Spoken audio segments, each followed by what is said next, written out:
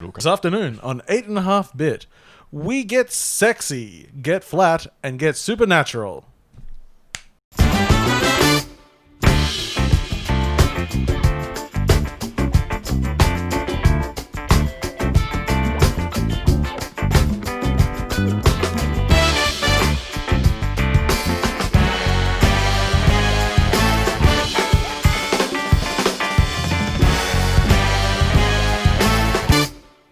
Friends of all designs to episode 278 of 8.5-bit. I'm your host Paul, and joining me today are my good friends James. Hello. And Sam. Hello. And the shows from the games in the intro were, well, sexy is the Microsoft Showcase, because it's the Xbox X, Series X. Getting flat, Paper Mario, the Origami King. And what's supernatural, James? Death Stranding? No. It's a spin-off of the show Supernatural. Oh, is it? Is this new? Yeah. No. I've been waiting 2 weeks to do this. Oh. Carry on, Oh! there'll be peace when you are done. Anyway, and Carrion. I still didn't get it until you said it. Oh. Every time I play Carrion, I go, Carrion, my wayward son. Oh no. That's beautiful. It's the best That's- terrible joke. We were just talking about bad puns, and It's- I think that's right up there. Yep, It's and that's the a whole good reason I had pun. the speaker on the table, and I Amazing. can go Wondering off why that now. was there. Yeah, because I had I thought it was the my, Ouya. my, my very clever joke. It was a good joke. I appreciate it. I even started running emails to our Devolver PR rep saying, I have noticed no trailers have used Carry On My Wayward Son. But then I realized if you take that pun, there are lots of things that have Carry On in their name. It's like, oh, well, why don't we do a Carry On parody? With They should. They should do all these things to advertise it. Anyway, Sam, we haven't seen you in a COVID. Yeah. How are things? I'm doing okay. Getting by, working from home. We are far Doing my less stuff. socially distant probably than we should be. Yeah. But we're fine. the way I see it, I'm we okay. got a good 2 weeks before the virus gets here from New South Wales, so we Yeah, need to we- enjoy yeah. this No, closeness. you got 2 weeks until it's detected. Oh yeah, come it's already from New South here. Wales. Yeah, it's already here. Yeah. You got 2 weeks until lockdown again. So this will be the last you see Sam for another 6 months. So enjoy it. Go back into my little hidey hole. Because it's a daytime recording again, which we did because we decided to get past the Microsoft Showcase. We've already put a sheet up on the side, so no one's going to go into the light, which is wonderful. And of course, audio listeners, which is the 98% of you, don't give a shit anyway. So enjoy. But we appreciate it. I don't watch it. Why would I ever watch Even stuff this? on YouTube I don't watch. I just No. background and listen to it. No, it's a different thing altogether. Yes, and we have quite a lot of games to talk about, both played and revealed, and yeah. Yeah. So, what do we do? Should we start with Microsoft? I Since think so. what That's happened. kind The of most the, recent it's kind of the in big our thing. minds. Okay. We've said on the show a few times I like to do basically Oscars parties for E3, and so I was greatly disappointed when E3 didn't happen because we had no let's sit around and watch a conference and get all happy. But I thought Microsoft finally showing off their first party stuff. It's basically the end of this long lineup. I mean, there's no real end because it's still going. Like Ubisoft has another forward coming. Ubisoft forward. There's There'll be some more there's- tree houses. yeah, and, it's- Well, Nintendo's been away anyway. Yeah. They're not even trying to do big drops. But this should be a shorter, big one. So we're going to have a party. We're going to eat some pizza. And we're going to enjoy it. managed to avoid most of what happened throughout the day. Yeah, the only thing I had spoiled to me throughout the day was the word Halo, which I knew was coming anyway. So then they had a showcase. And I feel about the same as I did before the showcase. But I feel a little bit more confident in keeping my Game Pass subscription going. Yeah, definitely. Yeah, they look. I think they said a similar thing when they did their last showcase that everyone was disappointed with. All the things look fine. Nothing excites me about a next generation thing from Microsoft. But that was also we were talking about that a while ago with the fact that they were going to be supporting the Xbox One for the foreseeable future with all the games as well. It's like, well, they can't be doing a generation leap forward if they're going to support an older console. And that seems about right. Which is what we saw with Halo Infinite. Yes. Yeah, like So first up, Halo Infinite. yeah, which I heard someone refer to. It is not a next gen; it is a cross gen game. Yeah, we've had cross-gen games before. Yeah. And I assume that there's a whole bunch of technical limitations they had to put into that thing to make it so it can scale. And it kind of shows... That said, you were talking... So there's been a bit of a negative reaction to the look of Halo. Yeah. Which I don't think looks terrible, but doesn't look amazing. And we were talking about it, like, but it's doing it, and it is this cross-generational thing. And you were talking about how it just sort of looked a bit bad. I go, it's this big shooter, and it's cross-generational, so we go to just like... And he said, but so is Destiny. Yeah. And Destiny's already out, and has been... Yeah. It looks way better than... I don't really know what's happened. Like, I saw some comparisons on things like even the weapons, like just like the older Halos. The older Halos, and it's I don't know if it's a stylistic choice. If they decided, look, we want to make this thing which looks, I almost want to say toyetic. Like that's a word that works for a few people outside of you and me. James. Like it makes things that look like a little bit hyper realistic. Like it's not. Well, what I liked about the look of it is that, and kind of the thing that you get with Halo. So Halo was designed for the Xbox, which had limitations to the design and art style, which worked very well on that kind of platform. Even if you go back to when Halo was a PC game, the art style was different. It was still in the same theme, but everything was scaled a bit different. It was different colors were used differently. Models were designed in a way. So they're very true to Halo. And unfortunately, Halo isn't necessarily a game that looks fancier the more technology you throw at it, because it is an art style designed for a simple console. And they haven't really found a way to get that going. Like I felt like a little bit like where they had like the animation of like the character early on, and it was a little bit exaggerated, and that's where I started getting that feeling of like kind of hyper real, kind of maybe that's what they're going for, like it's just through that animation. But I don't know. Then I compared it, like especially at the older Halos, when you'd look at the weapons and it's like, like there's decent texturing on it, like there's a bit of character to it, to this like grey blob, which is like what it looks like next to it.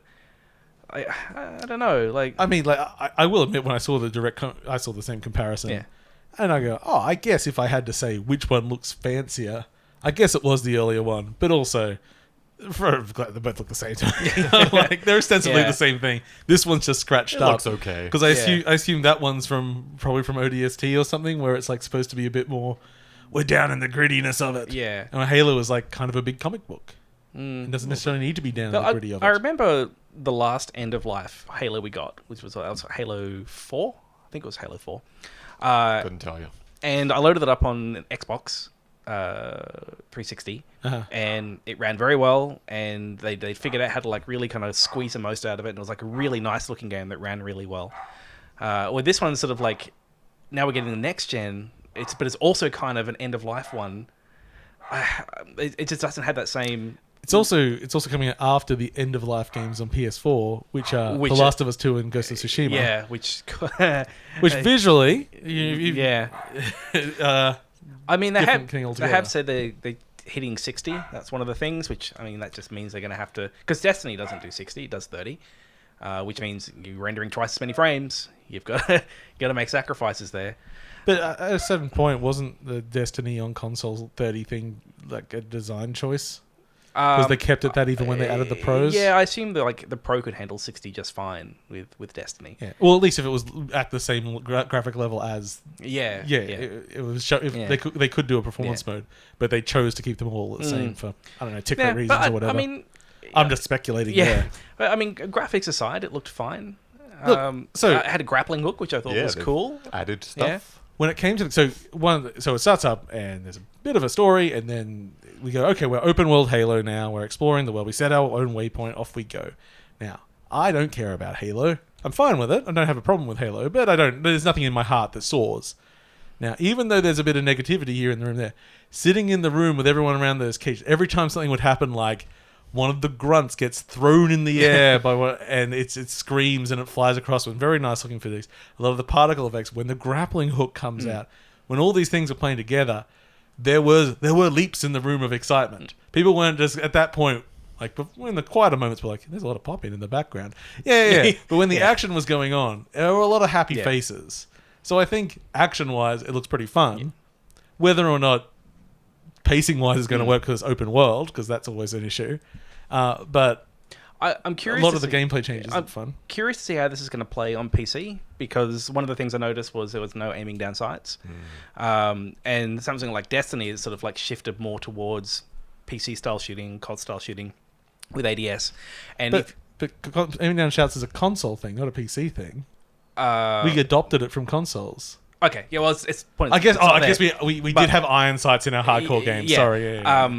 So I noticed that's not there, and then I started thinking about we've had the Master Chief Collection hit PC recently, Yeah. and one of the It's things I not great. realized is on PC it kind of feels like hot trash, It does, and that sort of made me think of like, oh, they're doing like a Halo throwback, like a Halo 1 throwback with this. It almost feels like a soft reboot of Halo 1. Does this mean it's going to play like Halo 1 on PC plays now, which is kind of crap? Halo CE doesn't though. I haven't actually played Kids Halo love it. CE. Some sti- kids love it it's- at some it's- point in it- time. It's yeah. still played on school networks. Oh, really? It's small file size It's and a easy to small run. file that will run on a machine that's not made to run games. They Doesn't love take it. long to copy it over every No, time no. the IT guy deletes it. Just change the name and off it goes. So yeah, They'll never work this out. Phalo. See, my trick when that happened when I was in high school is that we used the IT guy's network drive to do it. They just hosted it for us. Oh, And then it was sounds a good. case of like if you beat them when you were playing it because they'd jump into the games, then you wouldn't get your account locked. Oh, that's nice. But if they beat you, they'd beat you, then lock your account. We've never been that That's nice. great. We should do that. My favorite, when I was in high school, we knew the tech and everything there, and we had a special system which would, at 3:30, it would install Quake, and then at 5 o'clock it would uninstall it. Amazing. Yeah, so there was no sign was left behind. That's the power of Novell and ZenWorks. Now we use fucking Microsoft servers. They can't do shit. Anyway. If only we had the technology that we had in 99. But alas, here we are, only 20 years later, with a server and architecture that still isn't as good as something that another company had 20 years ago. Oh well, let's not sound bitter about it. Let's continue with our Microsoft stuff. Yeah, so Halo didn't blow away. yeah, Looked and, solid, and but I think that kind of set the tone, which was a bit of a dampener for the rest of the conference. yeah, it wasn't. Didn't get high highs. When I was typing out the list, there was way more stuff in there than I remembered, which is They both did good show and bad. a lot of games. Yeah. Yeah. I remember when we were watching it, they got to the very end and they're like, "You've just seen 20 games." Yeah. I'm like, have I? And each Did of I? them, and each of them coming to Game Pass. Yeah.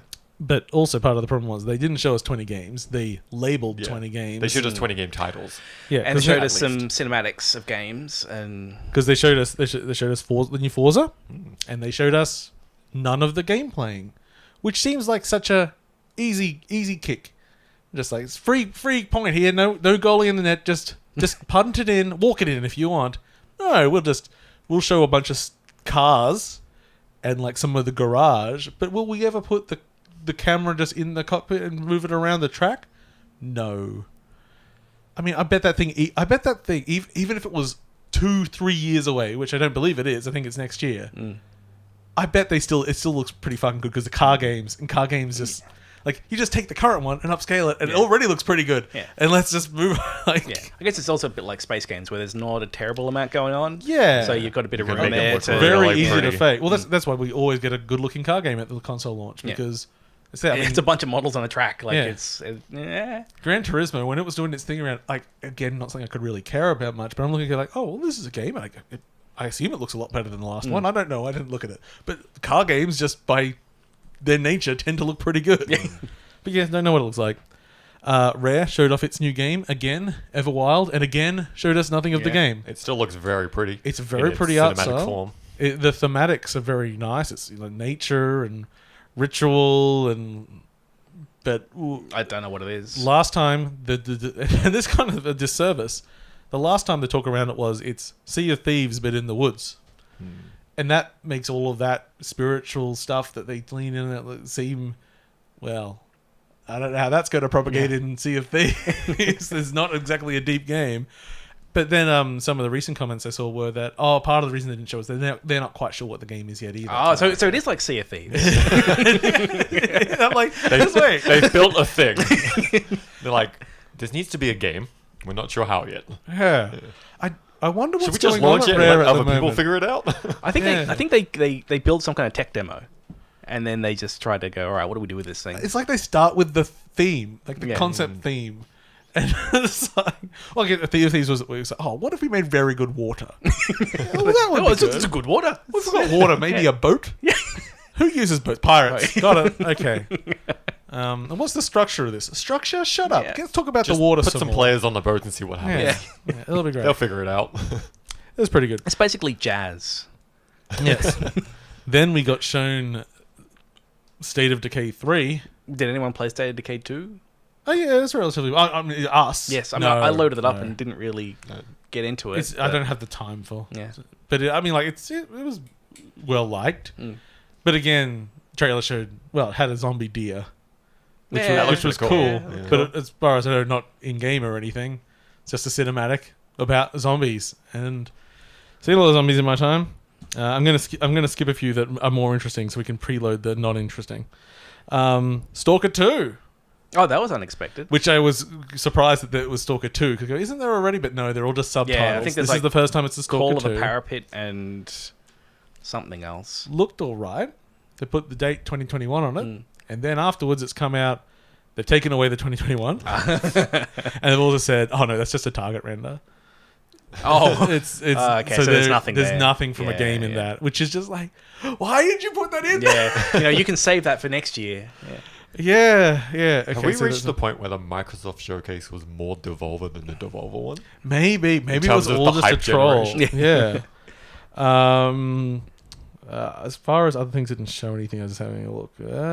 Things are. I mean, this didn't show anything, but it showed enough for us to care. So Warhammer 40,000 Darktide. Yeah. Now the thing that mattered here, well, if you haven't picked left up on the 40k name, dead. I mean,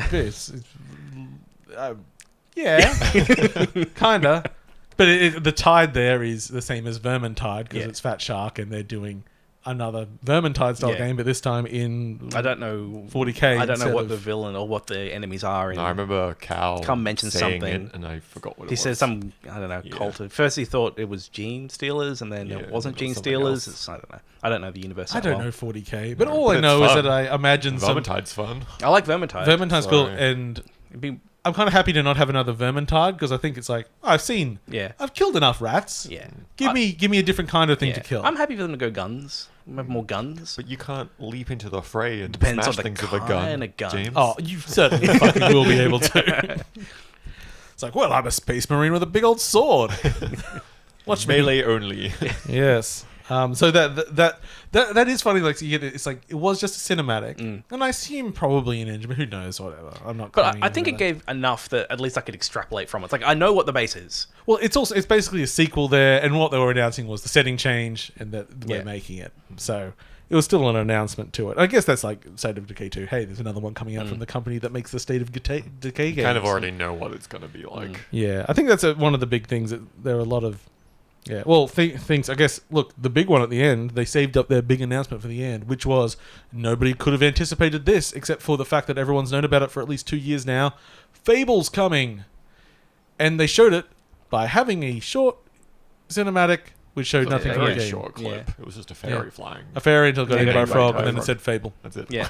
Okay. It tells me nothing. Yep. Um, It did then pan out to show quite a large kind of world/city in the background. I mean, Which I don't know if you want to extrapolate anything from that, but it's look, Fable, so there's gonna be a world. but is it really a Fable game if it's just like weirdly corridored, even though you're out in the wilderness? I don't know. Maybe it will be. Yeah. I don't know. There was Destiny 2 coming to Game Pass, which I first didn't really care that much about, but then I found out it's getting all the All the expansions. things. Yeah. So that probably means I All the won't. current expansions, I think. Oh is no, and the wording. new ones And on the new ones. PC. Okay. It's like so basically, it's now the Destiny subscription Nice. if you have Game Pass. Nice. Okay. So I'll if you want to prob- play Destiny, get Game Pass, and then you also get all these other games. on top Yeah. of that. So like at this point, if you want to play Yeah. Destiny on PC, you're really best You might off as well just get Game Pass. Because for the price, because Game Pass is probably going to cost you about an expansion anyway. And you just get all the other stuff. That's a Okay. good sell point. So I'm going to rush through the other games that we already knew about or expansions. That's another one they have to add. Okay, so first up, the one that I just wrote, they brought up the Ori team. I'm like, holy shit, what have they got new? It's just an enhanced mode for Xbox I think 6. it's doing like 120. Yeah, 120. Yeah. Yeah. Which I did like that. Like, okay, there are some games that are going to be 4K 120. pushing I think it is like, what they said. that higher frame rate. It's like, okay, that's cool. Yeah, Nori is cool. DLC for Outer Worlds. They had a name. I can't remember it. mhm. Some planet name. Yeah. I'm not a big fan of Outer Worlds. I think it's Game of the Year. No, you'd still put it like number 6 or something. Yeah, it was just High high. it was just about it was on my 50 top too 10. high, or 100 in my case.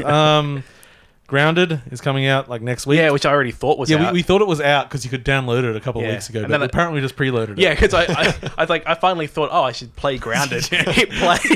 We downloaded a thing. And it's just taking us weeks to push the play button. Yeah, I was like, it's not here yet. Oh, okay. Oopsie. So hopefully that's fun. We saw some more of The Medium, which looks sort of... It's Blooper's new game, Silent Hilly, Dual Worlds. Yeah. I like the tagline they used there, which was dual reality gameplay simultaneous with rendering. Apparently painted. And I looked at it and I went, nope. That's incorrect. Yeah, that's quite the claim. You're No, not no. rendering both of those worlds at No, once. you're not. No, the way they're rendering two things at once. They'd be simulating two. Yeah. I mean, we render a lot of things at once, James. Yeah, I mean, not 4K, two of them. They're rendering two halves of the This is They're screen. not going to render both if you Yeah. can't see both. But if you render, no, if you no, render two halves of the screen, you're only rendering two halves. Oh, no. Like, there's only so much that comes out to the What screen. they meant to say was the simultaneous half-screen realities. So you get half a reality of each, which only makes one reality, but it is two of them. It is technically two It renders. is two of them. It is happening. dual reality. Yeah. If I offer them ice cream cone, both of them Because you know say what yes. you can do? You What can in the hell? Because one of the things you can do in Unity when you put a camera in it, this isn't using Unity, but this is one of the things you can do in Unity, is you can specify what stuff renders on what camera. And so you can have two cameras. There's nothing stopping you from kind of doing that already. It's like, it's just what, if you don't do that, because effectively you're sending all the geometry to the cameras to be, in their case, because they've got like these two worlds, which are basically the same geometry, but kind of rendered differently. I just remember when Horizon Zero Dawn point out there's very good GIFs where it would Oh, show the camera camera view. pointing and show that like and when the camera's not pointing it doesn't render the geometry. And I had all these people go, isn't it amazing? Like, they've worked out this technology to not This is render what you're called not how it's seeing. always It's been like, done. no, that's just what fucking it is. It's called occlusion culling. Yeah. There's a term for it.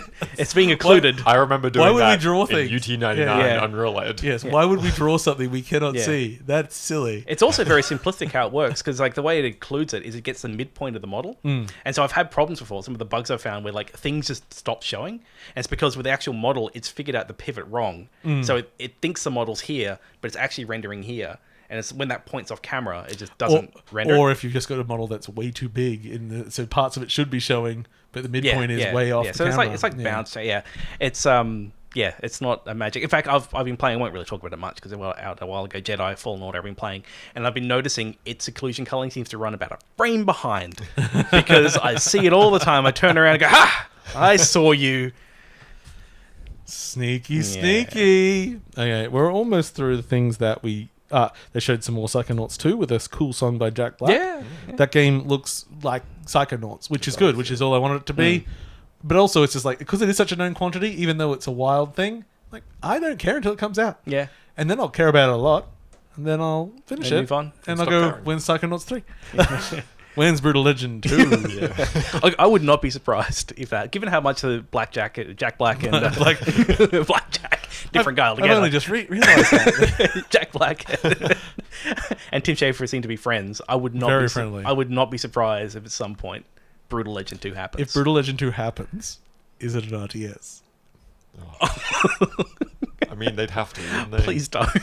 Maybe it starts as an RTS and it turns into a third-person action game. I mean, after the failure of I'm going to call it a failure. I haven't seen the numbers, but how many people have you seen talking about Disintegration? I Did you can't know it even came remember out? what it is. Oh, so Disintegration was the the OG Halo people that split off. So we're going to make our new shooter. I think it was Halo, not COD. Either way, just people with great prestige. But it was almost sacrificey. You were in like a hover car. Oh, and you had your own yeah. ads, and you had to like mainly.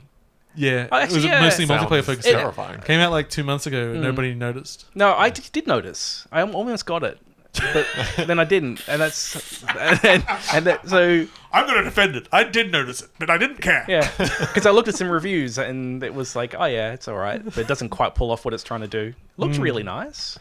Did it?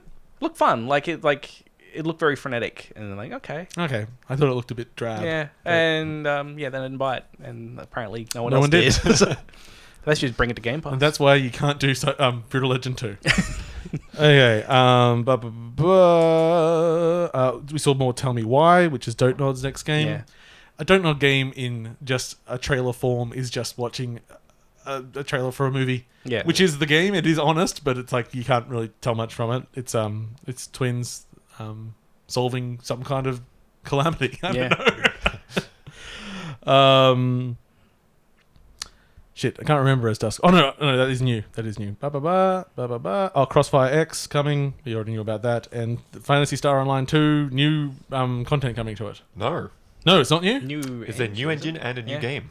Oh, it is a new game. Mm-hmm. Because I thought it looked too good. Yeah, I thought it looked New too engine, good. new game. But then Yeah. I was like, I didn't go back Yeah. and look at the new release anyway. The way they announced it made it feel like it's new content because the first thing they showed was 20th anniversary. Yeah. And then when they did the title thing, And they said Phantasy Star Online 2, which Yeah. just came out again. It makes you feel like, oh, it's extra content. No, it is 100% a new game in a new engine. That's very confusing. Yeah, it's very strange. Thank you for knowing more about it than Yeah. me and clarifying I it saw for an me. article. I didn't read the article, but I saw the title of it, and I saw the little blurb, and I went, oh, that's interesting. Was the title, nobody understood this announcement properly. Let us clarify. Should have been, yeah. So that's cool. But we don't have anything much else to say about it. So, okay. So now we're up to the new things that got announced. Cool. Avowed. Yes. Or as we thought it was said, Arrowed. Road.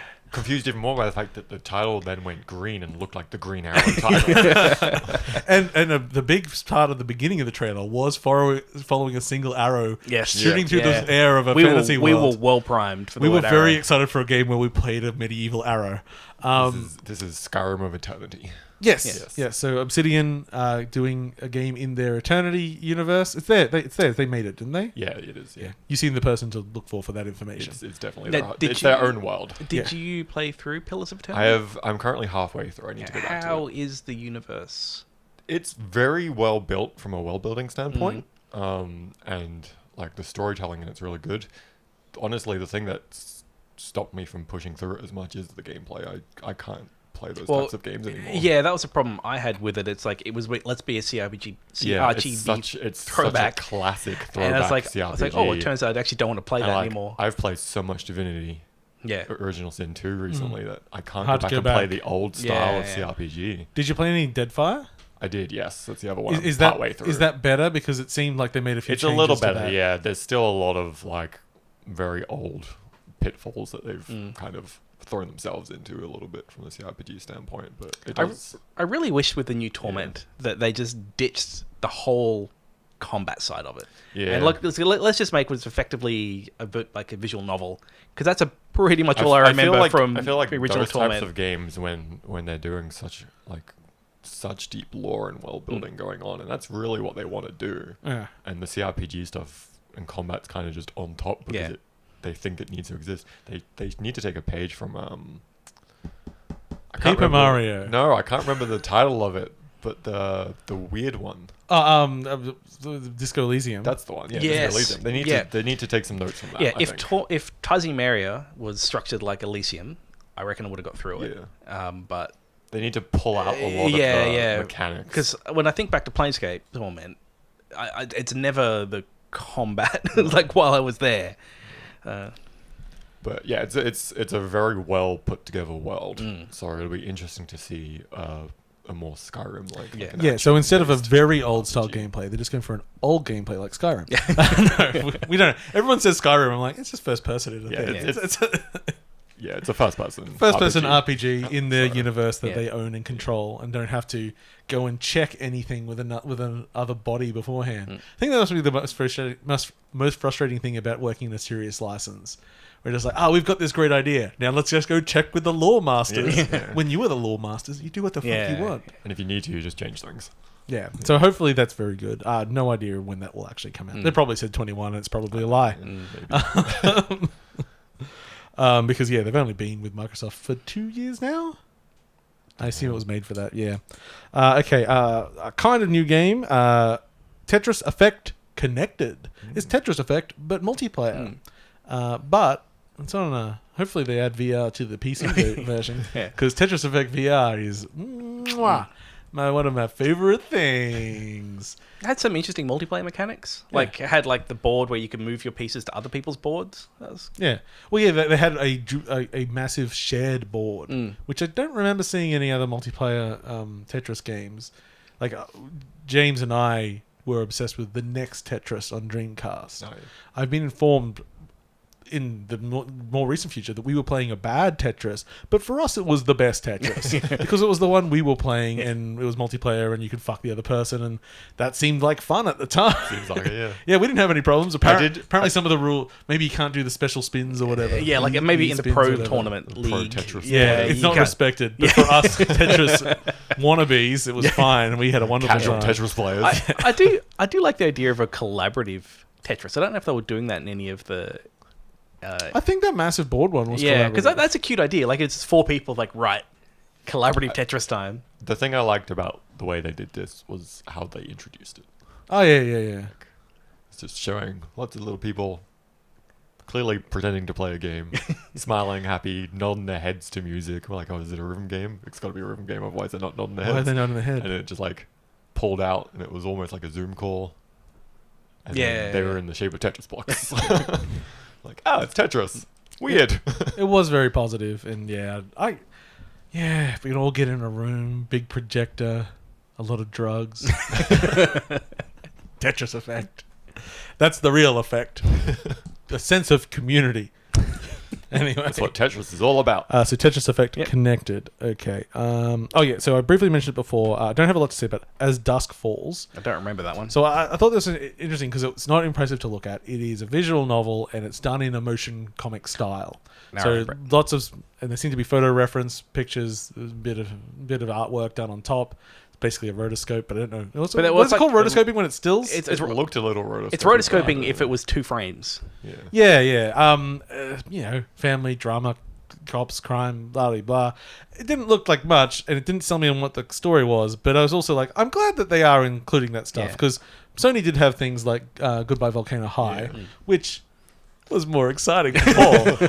But you have things up there that aren't graphically driven. It's nice to include things that you know most of the people watching are like, what the hell's this? What the hell's this shit? Yeah, it's good to have that. Yeah. I mean, if only they had some transsexual dinosaurs, that would have been more involved. And that's the stuff that I want on Game Pass anyway. Like, you want to have... It's good that they're supporting the niche things in there. Yeah, if someone said, oh, this VN's really, really good, and it turned out I had it, I go, I'll grab it and play through it. That seems good. Otherwise, it can be hard to sell sometimes. Okay, weirdly, I think the last one in the actual showcase... Don't worry, there's things outside of the showcase. Was the Gunk, which comes from our friends that make the SteamWorld games. The first one I've seen which isn't SteamWorld related. But I wished it was. Not really any problem. I don't have a real problem with the main character design. I just really like the SteamWorld robot design. Because I mean, so far they've got this track record of just like robots in fantasy cards. Like, okay, sure, why not? Robots in space tactical combat. Maybe because it's. They didn't get bought by Microsoft, did they? I don't think so. No, I think they're still third party. So maybe this is like a Microsoft backed project, and they didn't want the IP, their IP, their SteamWorld IP. It looked nice. Yeah, it looked. So it's third person action. It's the first time they've done a big full 3D game. And it's colourful, jumping around, clearing out some gunk, clearing up gunk. Yeah, growing a tree. Yeah, it looked pretty, but I didn't have a lot to say about it. It just looked solid. Big glove. Yeah, get the gunk. I use a big glove to clean my gunk anyway. So yeah, that was everything in the actual thing. Now, part of the problem was beforehand they showed a bunch of games which we didn't find out about until later, and many of them were way more exciting. And some of them I'm not even sure if you've seen. Did you guys see Balan Wonderworld? No. Nope. So third-person character action game again, made by our creators that made little games like Sonic and Nights into Dreams. What? Yeah. What are these things? Yeah. It seems that there's a big focus on having like lots of different playable characters with different abilities and stuff like that. The world's a little bit basic, like it's sort of made of blocks, but then it does things like we've got our block world in front of us, and now we're going to do I was thinking Psychonauts, but what's the Nolan movie? Inception thing where we're just going to roll the whole world over and shit like that. So it looks like it's full. I did see this. Yeah. It's a cute little game. It's just like, I feel like just with the heritage, the trailer was kind of felt like something from the 90s, a bit of a spooky house if you follow my drift, James. And only James. Which everyone loves Spooky House. Man, I watched a house with clocks in its walls the other day. Man, that movie is darker and more interesting than I thought it would be. Yeah, I thought it would just be a spooky house, but no, it was fun. I think it's still a good, still a kids movie, but fun. I loaded up Battlestar Galactica just on a whim. I loaded it up. Did you remember to close your eyes during the intro? I did actually. And for some reason in my head, this show only came out about 3 years ago.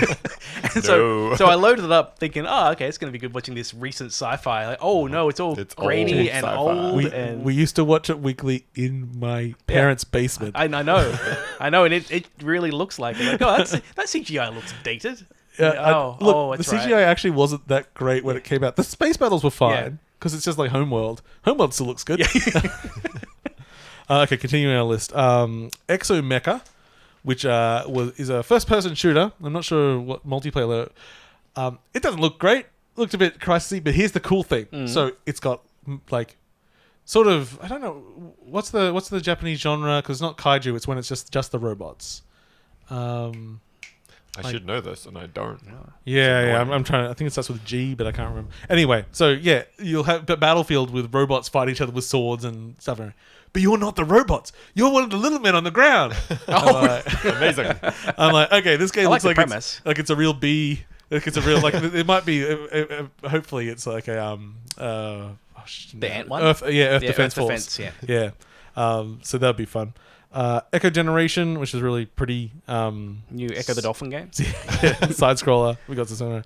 Hello Neighbor 2 got announced, which looks good. Which is a very different art style than I was expecting. They've gone pretty stylized in this year one. Well, the first game was pretty stylized. Yeah, but now it's Have you ever seen the later levels of that game? No. It gets crazy. Because the premise never sounded interested to me. I'm like, what's fun about going into a name? And apparently the AI was not particularly interesting. You really just go in there. But it turns into some real crazy world of... It gets weird. Yeah. I'm like, It gets very weird. I need to give it more of a thing. Okay, here's a weird one. Dragon's Quest 11S Definitive. Now, this has come out before on the Switch. The definitive edition of was that, and they said it was exclusive to Switch. This is the one with the orchestral soundtrack? Yeah, with that and some extra content and a few things like that. Now, this game isn't the original release for Xbox and PS. Oh, actually, was it already on Xbox? Probably was. At least PS4, because it is everything coming out to everything. With the extra content, it's a port of the Switch game. Because the Switch game literally was a new game built up. Oh, the content wasn't made in a form to add on to the other games. So they had to make it. It's graphically weaker in some aspects than the original release. Okay. That's very strange. That's wild. Pretty cool. There was a snowboarding game called Shredders, which I was looked really quite hoping pretty that was actually. a Ninja Turtle game. It would have been cool, yeah. Another sort of story-based adventure game, Last Stop. The Artful Escape got another showing. Tunic, Lake, which I love the Now picture you're of just Lake. saying words. Yeah, I'm just saying words. That's what I love about it. So Lake, they go, in Lake, we started with a simple premise. You have a lake. And something else. I can't remember what the other It really thing comes was. across in the title. And it's like, and we moved on from there. Like, okay. And then it's like, you're a postal worker for 2 weeks at this lake area. I'm like, okay, anything could happen. That's fine. That's fine. Whatever. I don't actually see how it complicates. It gets more interesting, but I'm like, yeah, okay. Small town, lake. There's a lake there. Man, the rendering on that lake, pretty good. Sable, stylish third-person adventure thing. Song of Awe, which was Vikings hitting each other. Exo 1, which is that you're a little disc flying through the space, and it's a bit not flappy, but Oh, yeah. Extreme Frisbee. little... You're swapping shape Yeah. between a disc and a ball or something? Yeah, and you can ski by going down hills and coming back up. I think I played that at PAX last year. Or whatever. The Falconeer, which is just like Crimson Skies, but you're a bird. 12 Minutes, which is that game that I've been looking for ages, which is a 12-minute cycle time loop game where you're home and then there's a home invader and you gotta keep changing and work out the way out of this time loop. Oh shit! Oh no, The Ascent. That's that top-down twin sticky big world adventure thing that was at the last Xbox thing. Man, I'm remembering all these things. The Big Con, which is someone gets a giant debt. It's like 2D 90s art, like something that would be on like Nickelodeon crossed with like MTV. and so you have to shoplift and everything to get this giant jet down. Unexplored 2, sequel to Unexplored. And of course Mad Streets, which was that Gang Beast style game, but you were just beefy like muscle men. And they kept saying, we decided to go for the most realistic experience possible. It's like, stop saying the word realistic. This game looks hilarious. You're a big muscly gummy man just hitting each other with trash cans. This game looks great. And that's everything that Microsoft had, I think. Yes. Yeah. That's What do you It's a think? solid list. a lot of things. Okay. Any other thoughts on Microsoft? I just feel like it didn't stand out. No. And I was hoping it would because they had time to make it stand out. Well, We got a big list of games here. yeah. And I want to play at least half of them. Yeah. And I can because I have Game Pass. Yeah, Pretty much. It felt at the end of the day for me more of a pitch for Game Pass. Like if they wanted to say, look, this is we've had Sony going like, here's all that shit, and they've managed to do a good job at getting everyone to think like, yeah, it's going to be this powerful thing. It's going to do things that what current gen can't do. Microsoft did none of that, especially opening with Halo. Like, that looks like Yeah, they're not. Yeah, okay. They're definitely not trying to sell the hardware, no. Which but they is- don't need to. Yeah. It is interesting then that they put so much, like, their console is likely going to be slightly cheaper than the PS5. And on numbers, on straight up numbers on the paper, it's more powerful. Yeah, which is what most consumers look at if they're Yeah. trying to figure it out. So maybe it only exists to just sell for that small demographic that really wants big numbers. Maybe. And that's all. It's like, and everyone else can just play on whatever they want, because now they also announced that Game Pass includes the X streaming service, so Yes, you'll be able to yeah. play Halo Infinite on your phone, Mm. and they're fine with it. They're like, oh yeah, you'll be able to do this. Play on Yeah. anything you want, because we've said it many a time. Game Pass is their console. Yes, the it's sex like- is not their console. Yeah. This is the direction that they're going forward. They want you to subscribe to them for the next 20 years. Yeah, and like the things that are problematic about it are things that don't really concern us as consumers. It's like, because they're probably not going to have huge sales of the console because it's not about selling a console.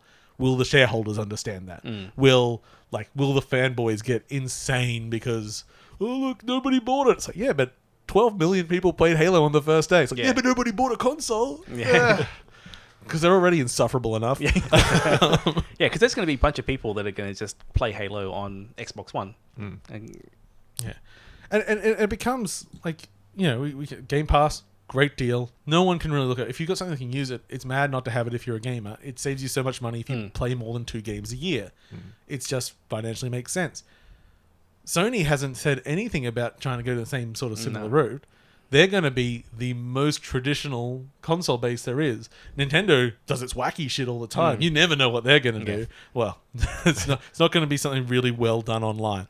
But I guess like the Microsoft thing makes me think a little bit like with the Xbox One, there was this early, the early attempt to redefine what a console was, and it failed spectacularly for them. it really hit them in the face. And it feels like, to me, it feels a little bit like they're trying something again, but this time it's kind of working. Like they're not doing the same thing; they're doing a different thing. Yeah. But they're really trying to change like what people think about a console is. I feel like they're going to stealth win Yeah. because it's going to come out and people are going to like, like I said, nobody bought it. Yeah. And then it's like, But literally everyone will have Game Pass. but 150 million people are subscribed. Yeah. It's like, look at them failing as they have all this money. Yeah. Yeah. Because I think someone was asking about on the night we were watching and said, well, what's the financial benefit of Game Pass? It's like, well, because most people buy about 1.5 games a year. So if you can get something that costs the cost of 2 games a year, you've actually won. up the money already. It doesn't really matter how much they're playing. That's not actually costing you money to get their stuff out there. Those games are already coming out and being paid licenses and all that It's stuff. the opposite of mobile gaming. Yeah. Because you're making money from the masses as opposed to trying to make money from the core. Yeah. Like, Which is good. And for people like us, the it's enthusiasts. beautiful. Yeah, it's like we win. We I have, Yeah. I have too many games I Yeah. can play now. Yeah. It's crazy. Yeah. I'm really glad for that shuffle button where it just like tells you what to play now. I'm going to start using that, I think. I need a shuffle button to shuffle between which service Yeah. and then which game on which service. Okay, and that's all of that stuff. Let's just talk about some actual games for a little while. Yes, let's talk about Paper Mario. Let's do it. Okay, this I was wanting to segue to this during our discussions of Arrowed. When we were talking about Pillars of Eternity and old style RPG mechanics and everything, and they sort of can drag you down and everything. So, Paper Mario is another Paper Mario game that does not do the old RPG mechanics from the first 2 games. which I'll now point out that there are now 6 games, is it? 5 games? I So don't know. the majority of games do not have those mechanics. Yeah. So maybe you can no longer class this as an old school JRPG style game because it hasn't not. tried to be that in ages. And I'm kind of happy about that because I have done those same things where turn-based going at, like the only thing that Paper Mario really added was the active battle system where when you attack you hit A and get a little bit extra damage. When you get attacked you hit A and you get a little bit extra defense. They kept that. The only thing they actually added to the genre they kept. So okay. So now battles are puzzle-based, which is you're in the middle of a series of turntables, and those turntables have a series of rows in them. So at the beginning of a battle, enemies will be scattered around. You have a certain number of moves to move them all into either a straight line or a block of 4. So you can either rotate one of the rings or you can slide one of the columns. That's about how you set up a thing, and then you choose the moves you're going to do. And those moves are basically jump on stuff in a line or hit it with a 4-hit hammer. And that's most of it. That's the game. Yeah, Done. it is. Okay, that's the end of Paper Mario. It is incredibly simplified as a puzzle system, Yeah. and incredibly complex at times. Especially when you get 3 moves. You think, My brain 3? doesn't So think in circles. This is Yeah. one of the things that kind of turned me off. When I Yeah. heard it's kind of puzzle based, is the reason it gets hard as a puzzle because the possibility space is so huge. Not that it's necessarily complicated. Like it's not. No, realistically, like, there's this weird disconnect where occasionally you go in, it says you've got 1 move, and you can immediately see what you have to do Yeah. because it's only 1 move. You're like, okay, well, that's the only one that's out of place. I'll turn that ring until the enemy's lined up with the other 3. When you get I think 3 the, moves. the fact that there's only Yeah. 2 layouts that you're aiming for, Mm. whether it's the line or the 2x2 square, and you can generally see which enemies, if there's more than 1 group of enemies, you can see which ones need to be in which grouping. Yeah, generally like speaking. they'll put different types on there. So you're like, oh, well, I need to get those ones to this and those ones together. Yeah, it'll So be like it's a 4 bit of a Koopa guide. Troopers and 4 Goombas, and you can immediately see that the Goombas need to be in a line and the Koopa Troopers Yeah, need to okay. be in Now, a square. you could try to mix it around the other way, and sometimes you can do patterns in different ways. So it's just a guide, and you can still win the battles without doing it. It's just going to be, you got to take a lot of damage, and it's going to take you a few turns because you can also get a damage boost when you get everything in lines Yeah. and not. So yeah, it's pretty intelligent in that. When you get like 3 moves, that's when you look at it and you're like, huh. But here's a pro tip that I didn't realize until I don't know how far into the game I am, a while. So when you just have like 3 moves, right, and you go, okay, well, I'm going to turn this ring, I'm going to slide this one, and you go, oh shit, I should have moved that guy first before I moved this ring. Just hit back and you take away all the moves. Oh, okay. It's only when you lock in the last move that it goes, okay, and now you've made your move. Yeah, you can't screw it up until you've finished. Committed to it. Yeah. Okay. It is time-based, but if you are struggling and can't do it, you can... So there's no XP in the game. You get coins. Mm-hmm. So everything costs coins. So if you go, oh, I see what I'm doing, oh, but I've only got 3 seconds left, you can just hit a button and add time by spending coins. Okay. So you can go, oh, I need 5 more seconds. Just give me that. Okay, great. And it only costs See, you. I'm now even, Coins are everything. As soon as you said time based, I am now even less interested. Okay, James, pro tip. Yeah. There's a hint button. Hit the hit button, it pauses the game. Oh. Honestly, most Yeah. of the time is more than Yeah, enough. I've never ran into I an just issue seems with the like, time. I don't know. Like, There's even a safety net for you, James. So you know how I said Yeah. that coin spending thing? So very early in the game, they give you an extra device. It's like, oh, if you hit 0, do you just want to like automatically add an extra 10 seconds or whatever? It's like, oh yeah, because if you weren't paying attention, you ran out. You might run out of time. Yeah. So you don't even have to pay attention to the time. yeah, You I could just do it kinda, like that. Yeah, I don't know. I feel like that would add anxiety The to me. timing the was fact one it's of even there. my big worries before I got it. I think Yeah. I looked at it and went, I don't want it to be pressured and time-based, and I've never ran into it as an issue. The only Okay. time I've run out of time. I mean, the thing is, it might make you move a bit faster sometimes. You go, oh, I've only got 10 seconds. Oh, move that. Oh, okay, great. It's never, that's 10 seconds at the end. It's Yeah. like you got, well, I think you start with 20, but you immediately get a thing that adds 10 seconds. So you start with 30 for every move. It's fine. But, what was my thought of train on that one? I've lost it. Anyway, yeah.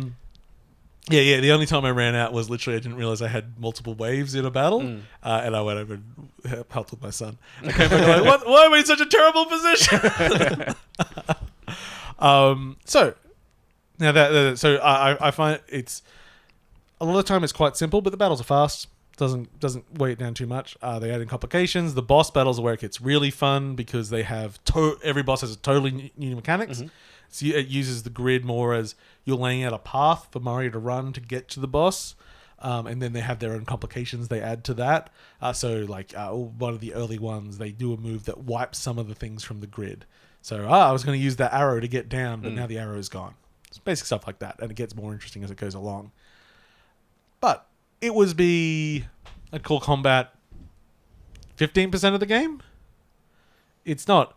That matters. Like, what is Paper Mario to people? To me, and what this one is doing very well, Paper Mario is a funny adventure which encourages exploration, which this game does in fucking swaths. Yeah. One of the base things is so every area has toads hidden everywhere, and they could be very simple. There could be a little puzzle involved in finding them. It tells you how many toads. You very quickly get equipment for helping detect the toads.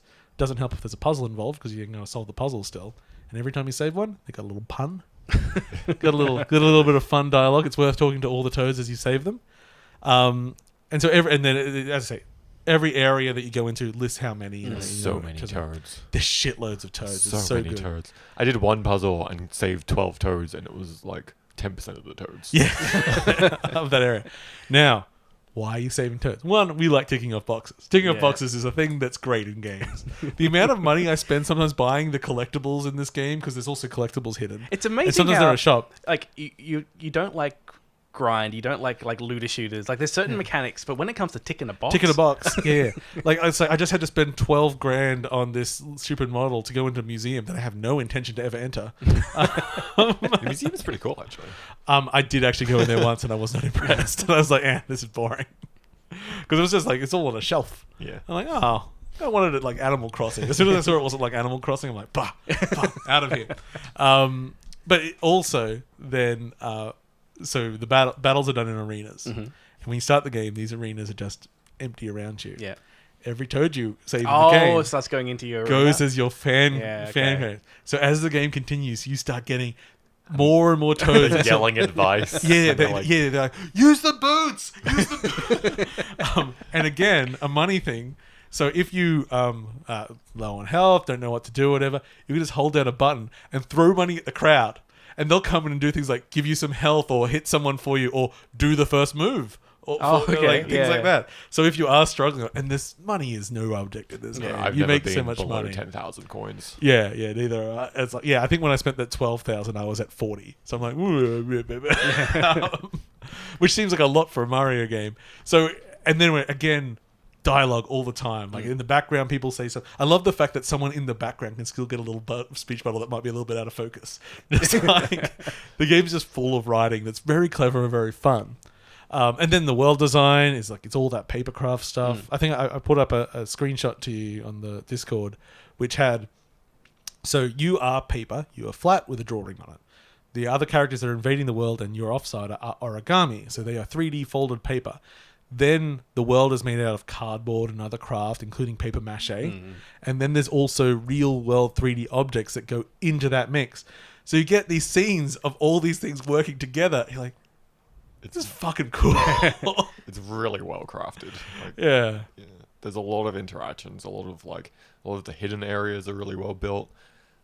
There's areas where it looks like you can't get into them, and then once you do, you realize that like getting out was just like a cardboard staircase hidden behind like a plant, a 2D plant, basically. It's very well crafted.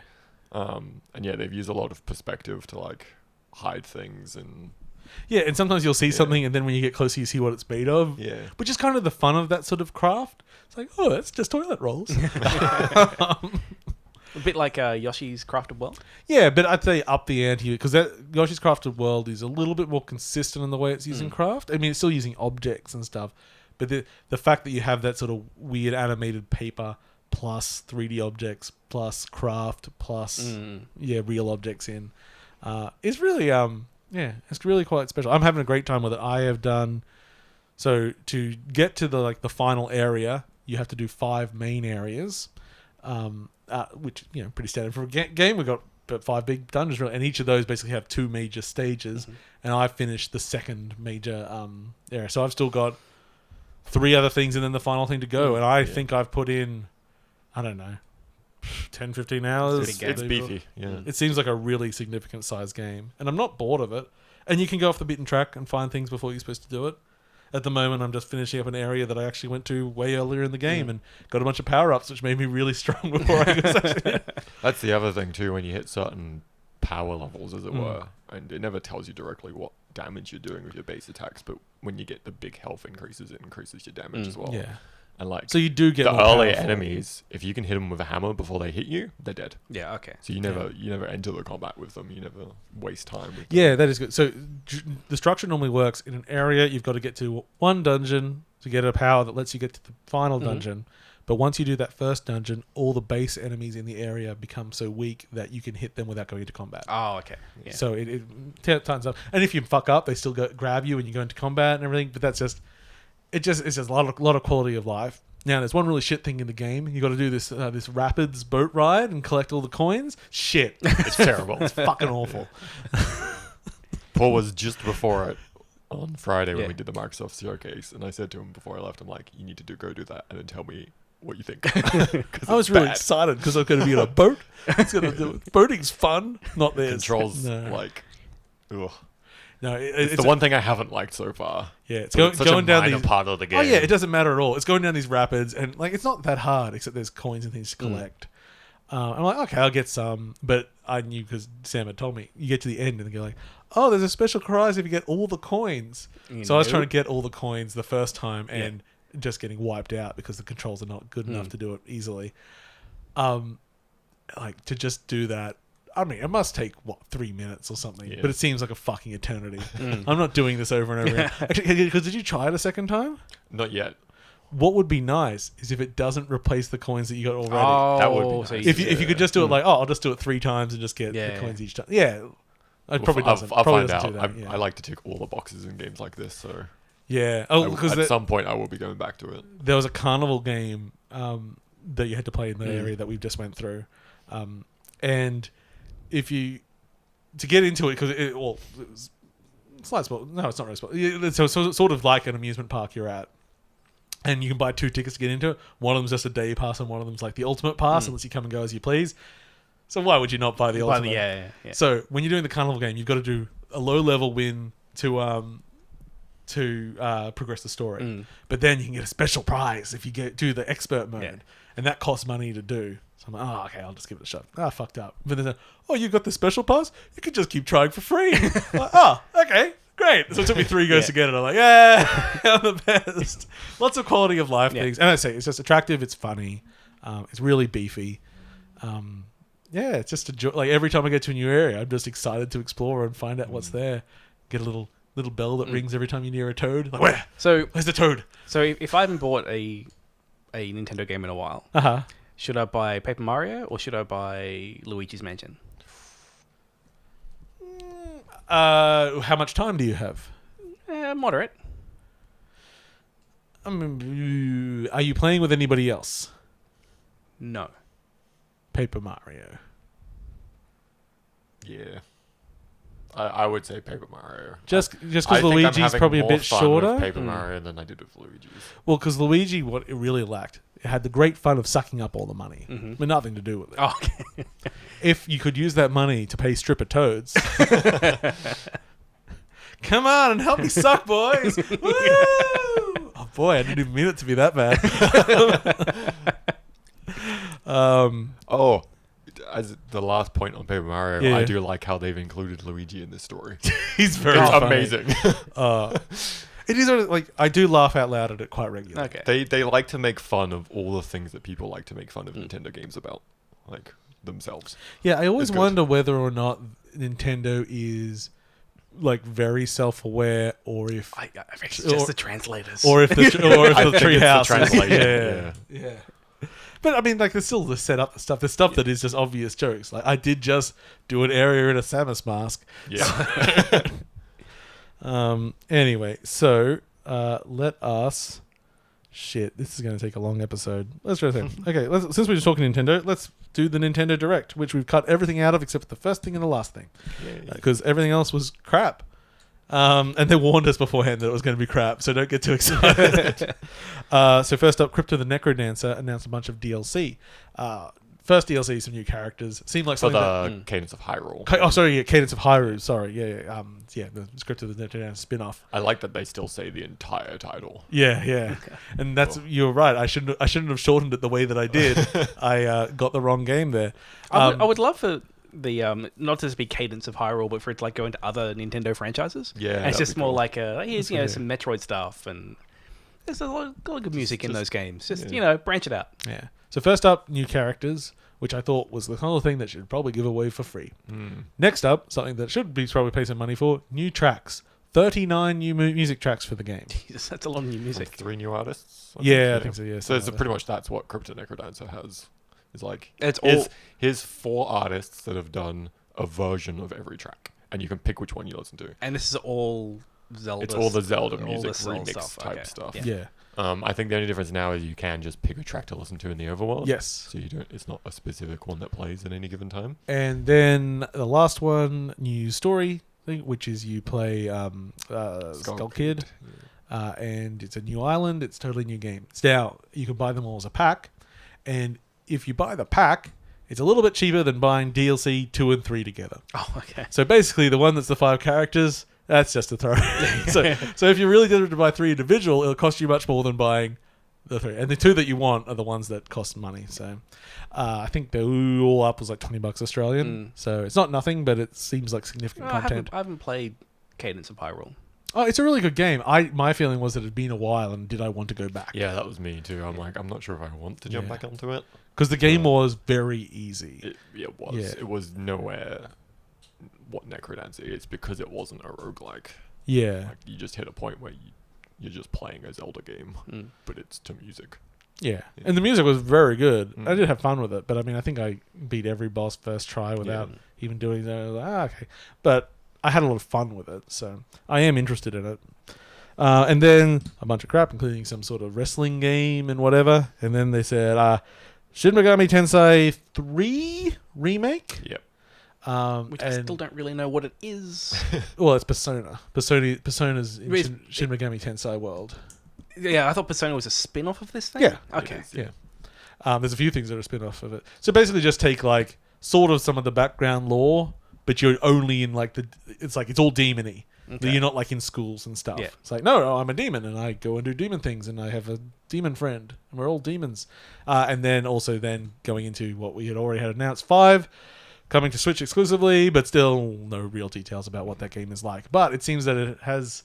They seem to be showing 3 because then they were showing the protagonist of 3 in 5. Yeah, I think so. So I don't know. No. Even though like you haven't, I haven't played them either. I don't know. I just know I'm aware of their existence. Yes, That's about it. And people seem to care about them. Yeah. I mean, I Persona 4 really won me over, so I am interested in some of that lore and world and everything. Never really gave. My brain still thinks that 5 is coming to Switch one day. It's not going to happen, man. Oh, let's not say that. Maybe the next Switch. Yeah. Switch 2. Switch 2. Yeah. I mean, it should. Anyway. So those were the things. Okay. So we're done. All Nintendo things. Do we have any other Nintendo? Okay, James, you and I can talk about a game. Oh, yes. Let's talk about a game that you and I played. Yes. The Supernatural one. Carry Huh? on my wayward son. Okay, James and I have both completed Carrion. I played through it on the Nintendo Switch. I played through it on PC. Oh, that's a fun PC thing. Yes, and how did you find Carrion, James? I loved it.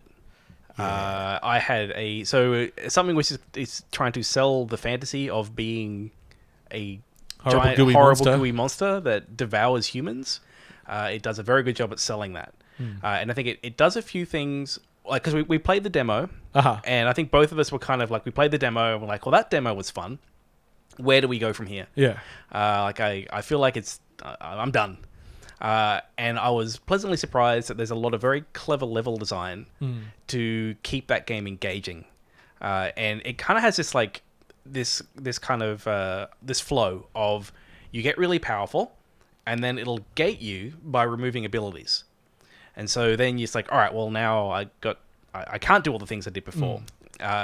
And so you constantly kind of like feeling powerful, then less powerful, because you can still die pretty quick. Yeah, if you fuck up and you go into the line of fire something, you've only got about 2 seconds. Yeah, like you'll die fast. So to be specific, Yeah. so when we're saying you get big, you literally get bigger And as you reach different thresholds, you get different abilities. And we're not really going to spoil those abilities because that's part of the fun of the game. But then you find pools, and you literally can split parts of yourself off to go back down in scale. Because you might need one of the... Because when you get bigger, you actually lose access to the earlier abilities. So you've got to figure out which ability. So because when I first hit the pool where I could bleed off biomass, I was like, what's the point of this thing? But yeah, it's just basically you've got like a couple abilities, and they're replaced as you get bigger. And it's a really clever way to gate it.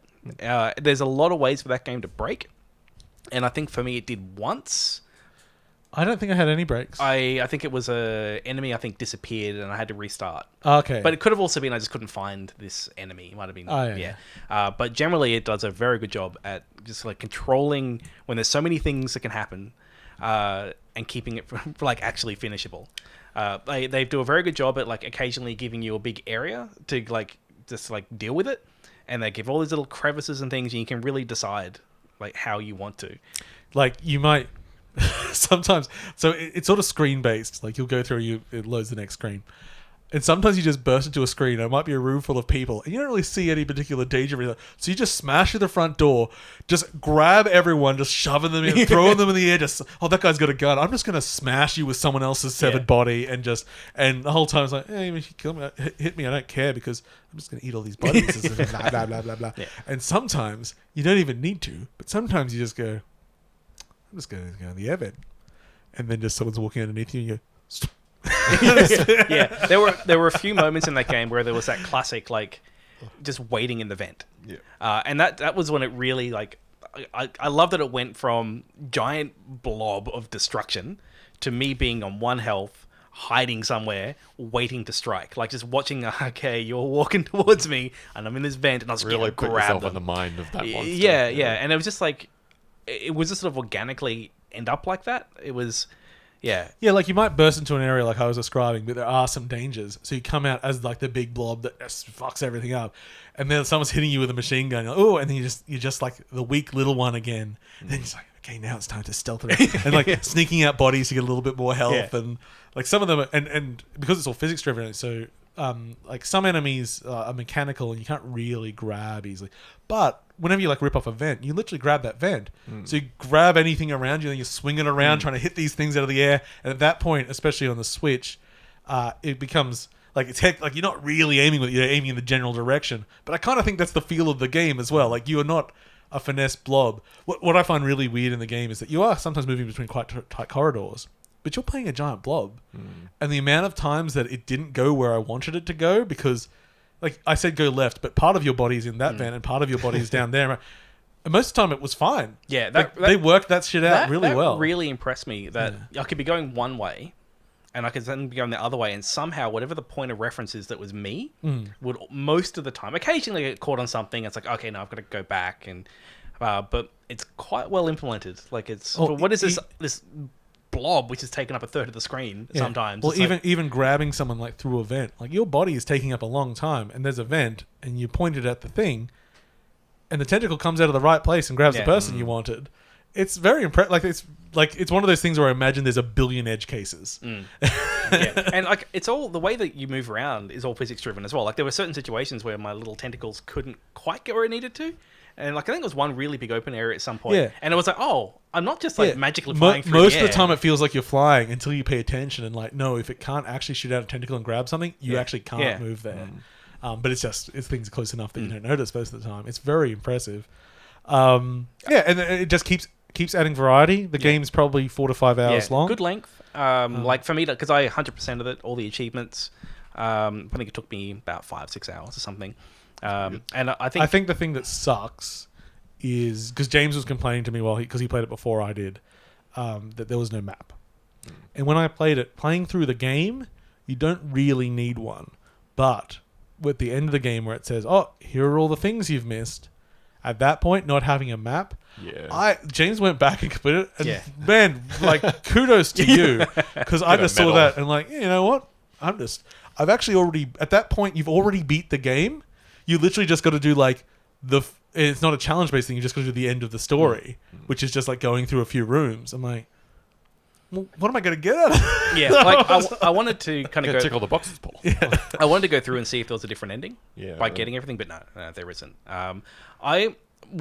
it does telegraph things fairly well of like when there is an area to go down to collect something, there'll be like this symbol, and it's generally you can find it, but the world is quite big. There's also lots of shortcuts. There's kind of a hub world, but yeah, like it's without a map. Finding some of that stuff was there was one point where I must have been going around in circles for half an hour. Like I don't know where I'm meant to go. Yeah, and I was like, I mean, majority of the time, okay without a map, but every now and then it's just like, your world is big. And it's not like a big world where you can have a point of reference off to go, I'm kind of... And even like learning... and stuff like that, like building up a mental map of the game world is hard. Just because it's flat and there's shortcuts to get around to different points. And you can move really fast. Sometimes you're on a screen for just like a second and then you've already moved off the screen going a different direction. But yeah, other than that, it's cool. Sound, great. The audio design of that game is amazing. When I say like stalking and catch someone... That's when you get into the more role play part of it, because like they react and then they go and count and they try to escape, and you're like, no, I'm not going to kill you. I'm just going to stop you escaping. Like, because there are plenty of times when you don't have to kill anyone, but you do. Like you're walking to a room and there'll just be people cowering, or they might be on the bathroom. And it's like, bathroom. Do I want to just? Oh, they could be in the bathroom, blissfully unaware. There's a giant like monster on the other side that will just burst through, like shoot out some things, rip off the door, and just devour it in like half a second. The core fantasy of being the monster, benevolent giant blob. It's I haven't played anything like it. I think the biggest thing I was really impressed by was after the demo. It's like, right, how do they turn this into a I've got another criticism. Yeah. So once the game completed, on the main menu it adds demo. So it adds the demo to the game so you can go back and see what it was like before it finished up. Good. When I went to start it, it said, all progress will be lost. What do you mean? And I go, like... They're talking about the main game. Yeah. If you start the demo, you lose it. So I go, like, but what's going on? So I loaded up the game again, and that's when I went into the menu, and I noticed in-game, there's a save button. And you can make the save slots, and you just make a save slot. From the main menu, there is not a load game button. I didn't know there was a save slot. Yeah, of course, because I had no idea. Yeah. So if we finish the game and then hit demo, you will straight up wipe your entire progress and you can't go back and 100 complete it. I feel like they should have made a new save slot for the demo. Yeah. Or maybe not one at all because it's a 10-minute long demo. That's very bizarre. Yeah, I was just like, and then because it doesn't clear you, because if the main screen had a load game button, because you've got to go continue or new game, and once you're in the game, you can go to load game. Like, why okay, that's a little weird. Yeah. That's a weird fucking thing, guys. Yeah. On Game Pass? Yes, it is. Sure, so yeah, well, I'm going to go play it then. Yeah. And it played very well on Switch. I had no problem aiming with I used both the Pro Controller and I played probably at least half of it in handheld mode. And mouse keyboard, it's fine. Like, it plays really well. Yeah. I imagine you might be able to do a couple of fancier finesse things. Yeah. Although I don't think the game really is about finesse. No, there's enough auto targeting on this thing that you can just sort of like roughly that direction, and then something shoots out and you grab it. Man. I like what I like. It is very much the sort of game that like you hit a space and there's like a boss, and you go like and like the boss almost because and then that boss is then just a standard enemy from then on, and within like 2 more encounters they are nothing. Yeah, they're just fun to destroy because you know how to fight them now. Yeah. Because especially the first sort of boss, I'm sure you're thinking the same thing. They were my favorite things to fight because I felt like, especially when I was a little one, I'd just be like a little ninja. Like, I wish I could speak more explicitly, but it seems like it ruins some of the fun. It's not a long experience, so it's the kind of thing you can just jump in, play over a few days, and it's cool. It's not terribly difficult. No, but yeah, it's not a cakewalk, but it is. Yeah, like I think most gamers would be able to get through it with like 1 or 2 deaths. Yeah, I think you're more likely to get lost. Because I think you got stuck somewhere for a while. I got stuck at one point because because when you go to a save point, it's a little hole that you return to, and so I was being killed by a thing that I didn't know how to get past yet. Now there was a door next to it that you could go through, and there was a button in there to switch, and it opened up a door a little bit in the same screen but lower. Now when I died, in my brain I didn't do the difference between a death and just like going into the save point. So I didn't realize that switch wasn't switched anymore. Yeah. So I was like, oh, there's no doors open in this area. I've got to get out of here somewhere. And the only way past is through this thing I can't get past yet. And because it does gate at some points as well. Yeah. So like it could be in a situation where it's like you just haven't figured out. Like Yeah. You'll never be in a situation you can't pass. Yeah. And if you do, you're just not paying attention to something. Yeah. Carrion, I thought it was excellent. Yeah. Very happy with that. Okay. Let's talk about Devolver. Devolver did their Devolver conference, digital direct, crazy. / next episode in the Devolver lore. Future. Will be the future's past future next year? Know. We'll find. Not Yeah, sure we what don't. we'll be Not doing sure what next next year will be. So if you never watched a Devolver conference, go back and watch all of them because that's There is a story. there's a There's lore. story There's lore. and the games are really a side point of it. They're just having fun, criticizing the industry. In this case, they were talking about primarily how everyone is now direct. Yeah, everyone's doing their own marketing direct. thing, Yeah. and what else can they do? And their decision at the end of that was to announce that they're going to have interactive media experiences. So they released a game called Devolverland, and you can go onto Steam and play it. Devolverland Expo, sorry. And it is basically some of the halls from the LA Convention Center. Filled out with only Devolver games. And a few There's other some like fake stuff There's in some there. fake stuff in there Yeah. as well. And a real NVIDIA one. It was weird. It's a tie-in. And yeah, it's a couple of little puzzles, but mostly you're just walking around, and whenever you go into a new booth, you get to watch a trailer for their game. And they don't even let you skip out of it until about 30 seconds into the trailer. And there is like hidden things to find in there, but it doesn't really do anything much. It changes the ending. Yeah. So a fun little thing through there. Yeah, and the they last showed a boss few fight games. was actually pretty good. Yeah. Like there's a It's well game put together. I think it's Yeah. just the Shadow Warrior 3 engine, is my assumption. I think Well, it's the devs. It's the Shadow Warrior 3. It's Yeah. the Wild Hog. Wild Hog, yeah. So it's almost a Shadow Warrior 3 demo. Which is a At little least bit of a worry because mechanically it didn't short-term. run great for Yeah. me. I had to do a few things to get it to run properly, and then it was fine. But yeah, so we had Shadow Warrior 3, which was... We were talking about it last time, and I think we almost expected it to be somewhat of a continuation of Shadow Warrior 2 with the co-op focus. And Yeah, the but no. thing. It's like, no, back to This is more like Doom Eternal. Doom Eternal. Yeah. Lots of crazy enemy designs. I Mhm. really, really like the enemy design in this game. Lots of mobility, lots of swinging from a grappling Yeah. hook, smashing shit with... Well, yeah. smashing shit with a hammer, which was part of Lots of- Ogre's body before you shattered his limb and pulled it out. Lots of parkour, Yeah. like almost Titanfall style. Parkour or parkour? Both. Both. Parkour. Oh man, to eat parkour while doing parkour, that would be... I'm hungry. What a dream. Yeah, so I thought that looked very cool. Although, I mean, I'm in a weird spot there where I really like... Because I've been doing like weekly multiplayer dives in Deep Rock Galactic. I'm like, oh, I could have done that. I suppose I could go back and play Shadow Warrior 2. Yeah. It was fun. So that was there. They also had Serious Sam 4. I didn't like Serious Sam 1, so I'm not the best person to talk Sam, about that one. as a representative of your species. Those How do games you feel? confuse me. The only one I've played is the VR one. Really? How was the VR Serious It was Sam? very weird. Because it's such a frantic game. It was stand in one spot and kill waves of enemies. So I think this is the reason. It was a very early VR title too. Like I played it on my Vive. This Oh, yeah. is how Serious Sam feels to me. You remember, sorry. you remember back in the kind of early 2000s, in the early 2000s when there were occasionally people that were like, "I'm going to make a mod." Yeah, And- that's the and- impression I get from it. And they're going to go, "Our mod is just going to be whatever random shit I can throw into it, and that's going to be my A mod." real waifu uncovered. and they'll play it a land. It's It going would to be make this it hack more together interesting. thing. That's what it feels like to me. It's just like what it looks like. it's what it as looks like. It's well. like it's a bunch of random shit that's thrown together. Yeah.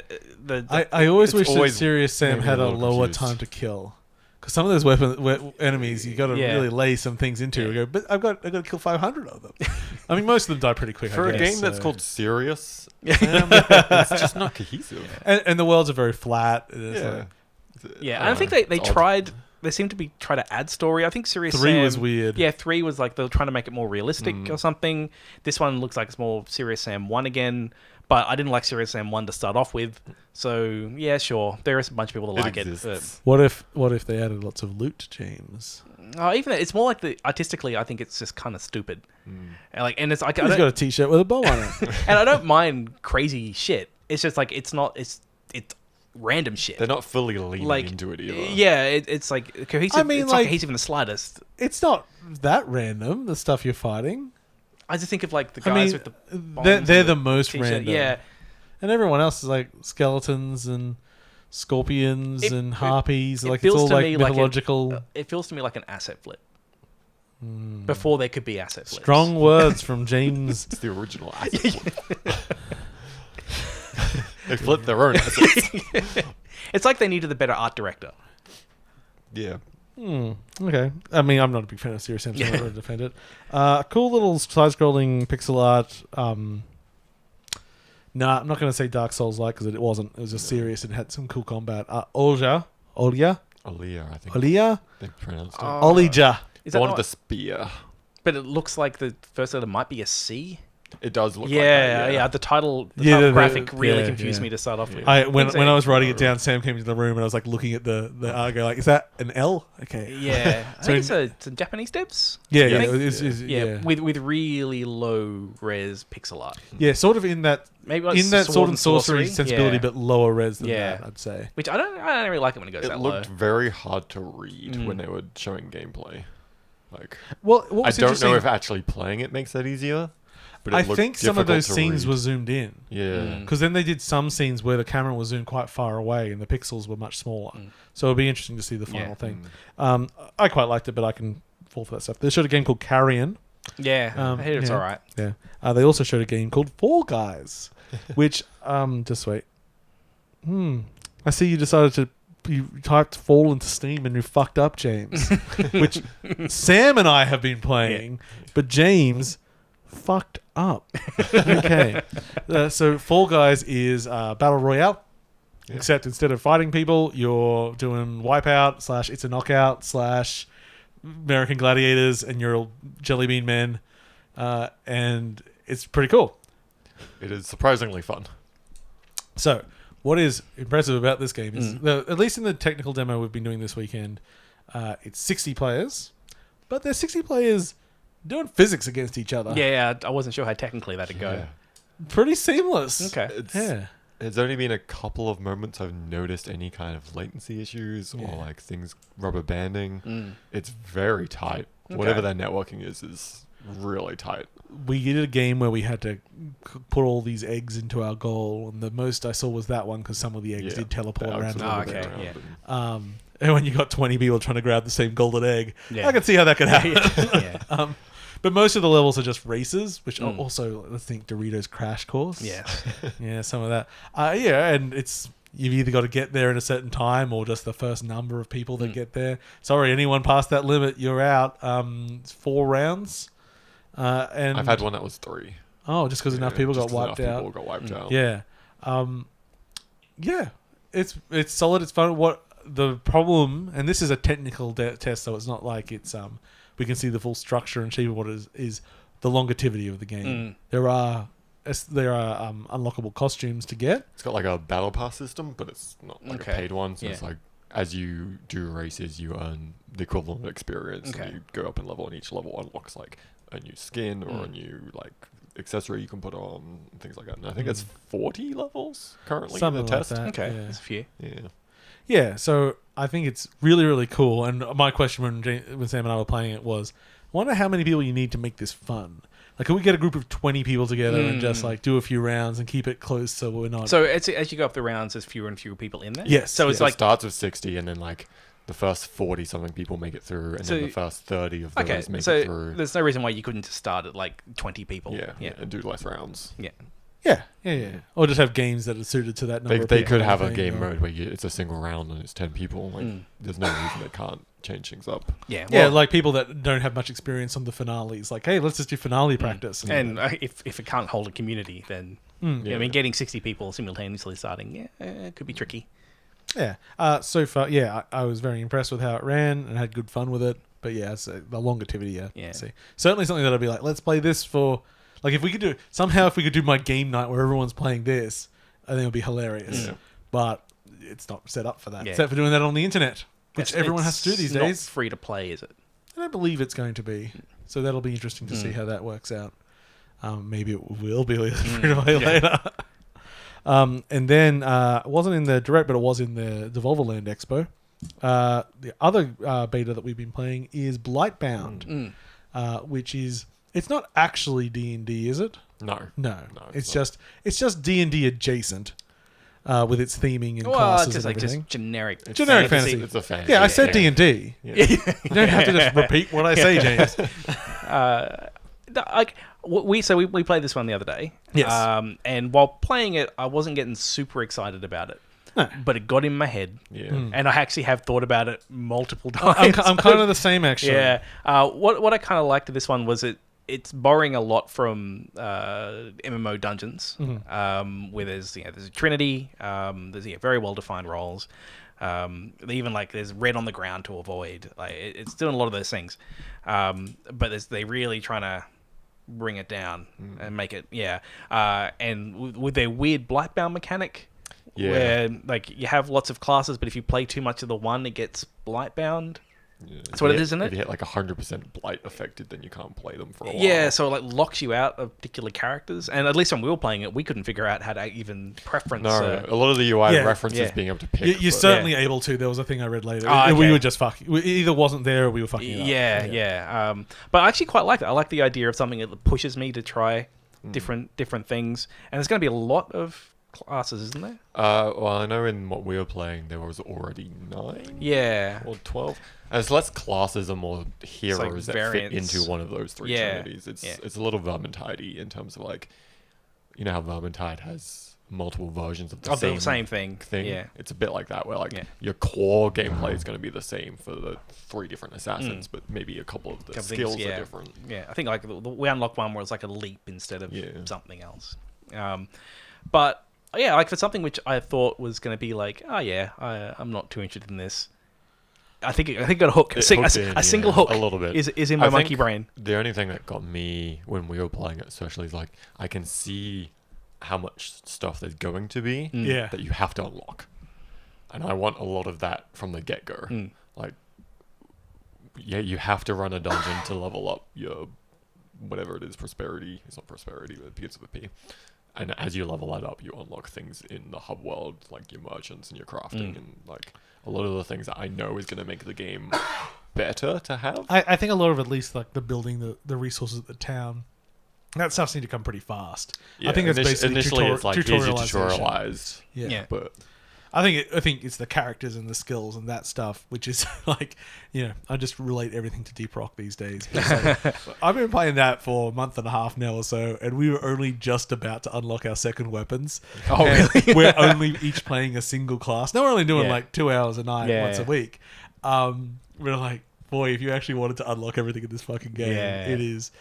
there's a whole areas you can't unlock until you prestige a character. Okay. It's okay. And we keep finding things on missions. We go, this has got to do something. We'll just start poking at it. Eventually, someone did go and look at the wiki and these are part of the end game missions. Oh, okay. So you can see all the stuff before you do it, but you can't interact with it properly yet. So we're very excited. We'll get there in a year or so. It'll be good. Yeah, it struck me just for liking that sort of combat and the MMO stuff you're really into and everything. It's a perfect chill out game. Yeah, it's a good short turnaround dungeon crawler. And sure. I guess they've taken it to more of that kind of almost Golden Axe style kind of system. Yeah, a little bit vanilla-wary in its art style. Not perfectly, but in that style.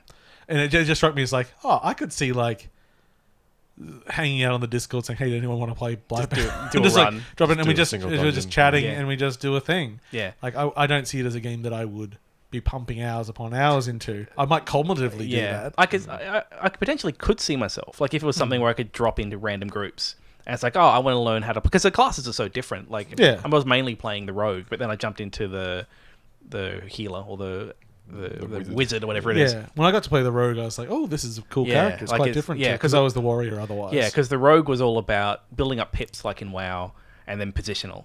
So it was do a bunch of damage, get behind, do a backstab. Or just backstabs in general. But you were holding the aggro, so you were just doing the taunts. Yeah, and that's where you go oh, these are video game skills. Because one of my main skills was dual roar that aggroes everyone, and it's like because It's very like the warrior is very MMO tank. yeah, it's like you hold aggro, Yeah. you shield.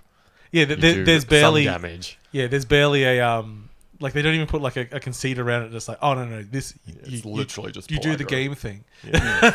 It's like They don't try to explain it. Yeah. You just roar and then everything wants to attack you. You just did the mechanics. Haven't you played a fucking game before?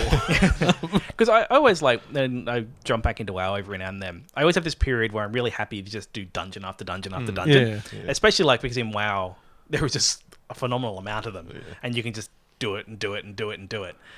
If this is like that, but in even a more condensed scale, I don't know. I could see myself actually and having some good and times it seems with like, and whilst I say very casual, there are very hard levels. It seems that will take more concentration than the stuff we were going through.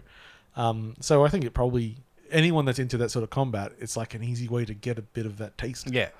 Yeah. So Blightbound, that's come out later this year, and I think It's hitting early access Yeah. already. it's in an open. What I like is that we got onto the beta, and then this weekend was open beta anyway. So I was like, oh, okay. We got 3 days advance. That's why I found the closed one that we were in was under a full NDA. Yeah. And then it's like, it's not that long. To the other end. No. We're So weird. yes, we're fully allowed to discuss it at this point. It's like, why stop that? yeah, it's weird. Yeah. If you're immediately going from that into an open beta, there's no reason. Yeah, to- like what's the Especially since you get the early people to go out and tell you there's no matchmaking in the game yet. Bring 2 friends. Which it'll be good to see what they do community wise actually in there. Yeah, there's some cool stuff in there. Okay, let us dip into Ubisoft. Ubisoft, the problematic God, geez, a company lot of currently. shit did happen, didn't it? Yeah, I, like there's when a we were talking lot. about last episode, then when I was doing more reading afterwards, I'm like, fuck, I might have undersold that. There's way more shit going on than I seemed to recognize at the time. But big company also, so a lot of people didn't do it. And you know what? In my heart, I'm always going to believe Eves is a good guy. I don't know. It was actually in one of the reports, because we're talking about sexual abuse and harassment and such like that at several Ubisoft studios.